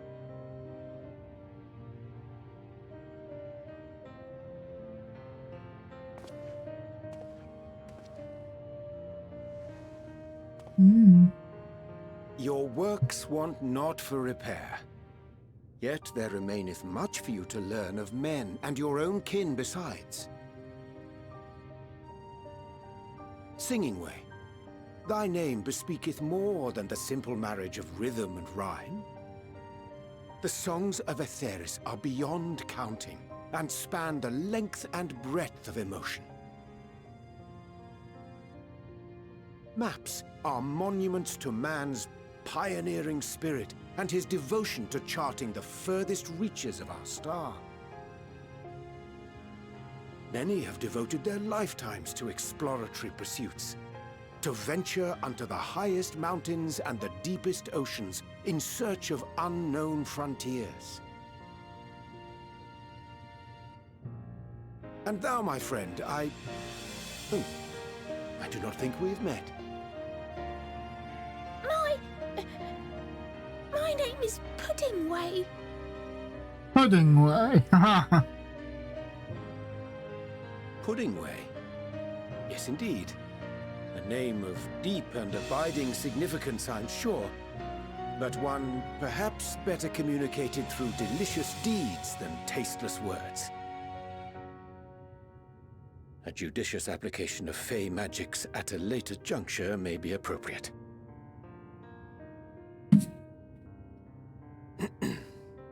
And Living Way. 'Tis no easy feat to convey the significance of thy moniker. When I was a bookish boy, a dear friend of mine was fond of peppering me with questions as I read, to my occasional annoyance.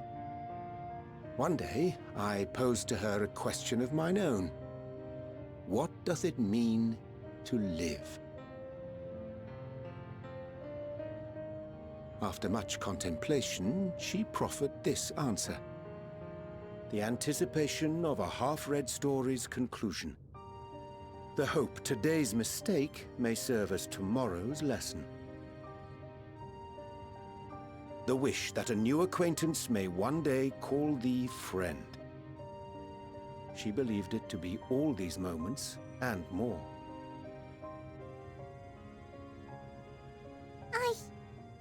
I want to understand, but... I, too, still labor to find mine own answer. 'Twould be my pleasure to assist you and yours in embarking on a journey of self-discovery and enlightenment.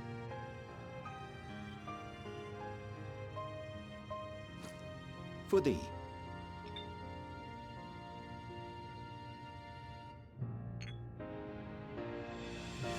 Ink as blue as the waters of Aetheris.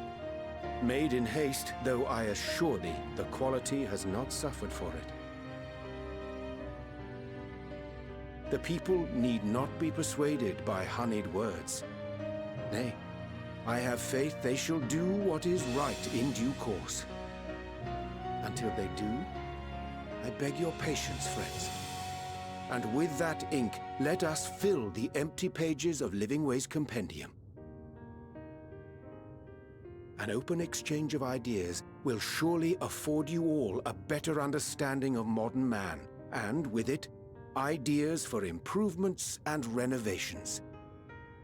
But more importantly, it shall empower us to together find a way forward.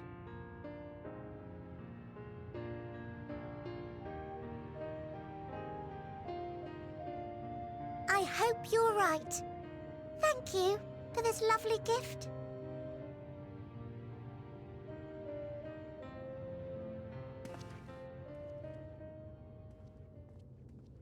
There you have it. I shall remain with the Loporrits to ensure that all is in order. Though we must needs prepare for every eventuality, you would all agree that the evacuation of our star is a last resort. To accept failure is to accept the demise not only of our star, but that of Reen's, of all reflections, and the souls that call them home. Which is why I have every faith that you shall fight to the last, that such drastic measures may prove unnecessary. Should the worst come to the worst, and I pray deeply that it won't, I'll take comfort in knowing preparations were made under your watchful eye. Aye, thou mayest be assured that if calamity cometh, not a soul will be left behind, if being the operative term.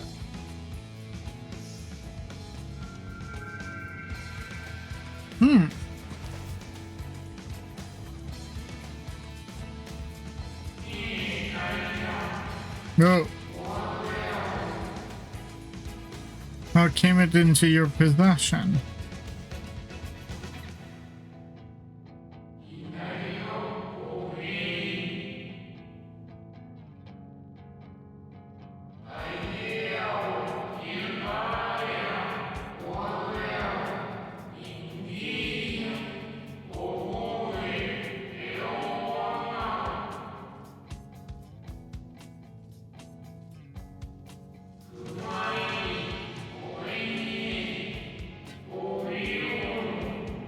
Elpis.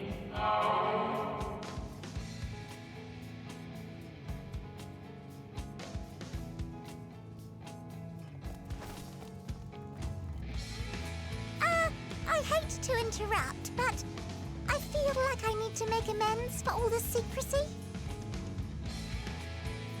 Think nothing of it. We haven't been the most gracious of guests.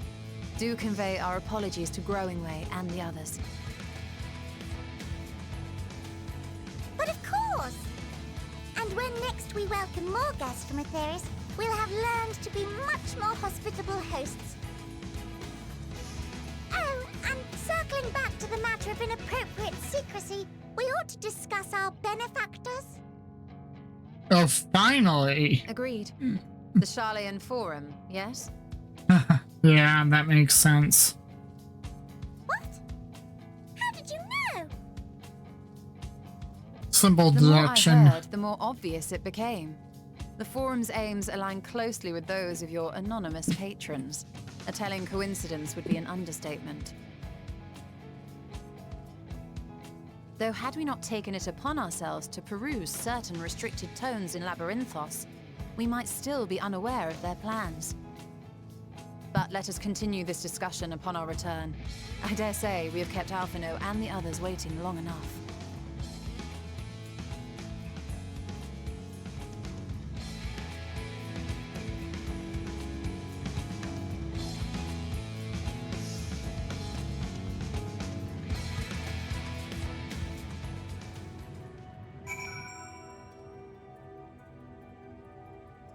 Huh.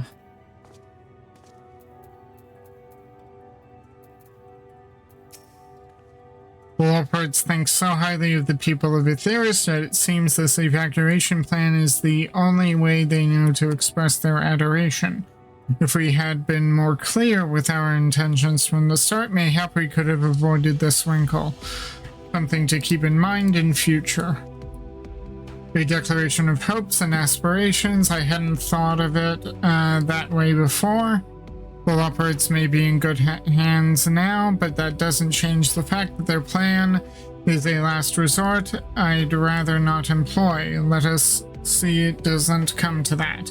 For the first and all the other reflections. The others will be so happy to hear Urianger is going to stay and teach us all about Aetheris. We'll have to be careful not to get too distracted by his lessons. There's still maintenance to carry out after all. Nice to meet you. Name's Puddingway. Sorry again for the trouble. We promise we'll do better, honest. Well, that's all rather embarrassing, wasn't it? At least we're on the same page now, people and Aetheris. We'll save both. Or at least give it a good try.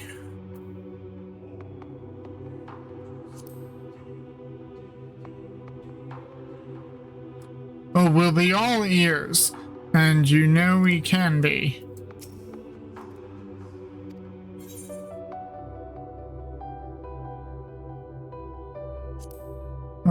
Excitable bunch. What does that lead? Well, it's not as if we've been waiting 12,000 years to meet the people of Aetheris. Oh, wait, we have. But that's neither here nor there. Under Urianger's tutelage, we'll start to become more hospitable hosts and see that the moon is fully equipped to meet the needs of its people. Passengers.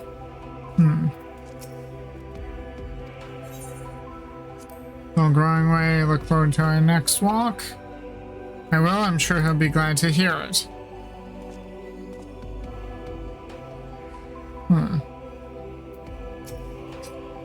There is little I can do to help stop the final days, but should you need to know of star traversal, look no further. Such knowledge I can offer in abundance, so do not hesitate to find yourselves wanting. If you find yourselves wanting, okay. Oh no, I forgot to talk to the Watcher. It was a relief to see Livingway was pleased with my gift of ink. To serve and serve well. Though their knowledge may be lacking, their boundless love is a blessing without peer. It will be no easy task to prepare them for what must needs be done, but gladly do I embrace this duty, even if it doth necessitate that we part ways for a time. Forgive me my absence, but I have the utmost faith in you. In all our fellow scions. When next I return to Aetheris, I pray I find you all in good health and good spirits. We can talk to the launcher. I chanced to spy you crossing the chasm, and I feared something was amiss. But all is well, and more importantly, I have been given the opportunity to behold a wonderful sight. Keep the outpost close, and its light will be your guide. Huh. I need not remind you of the dangers we face, nor the countless lives at stake. With the source and its reflections, go with courage, my friend, and pray give the others my regards. Okay, and with that, it is my dinner time, and so I will call it quits here. When next we return, we will be continuing the MSQ. I will almost certainly be doing the side quests, the blue quests here off streams because they tend to be fairly trivial. They add flourish to the world, but when focusing on the main story, they tend to be side stuff. If you liked what you saw at any point, please like, share, and subscribe on YouTube. Give me a follow on Twitch. Hit the notification bells, and I shall see you anon, friends.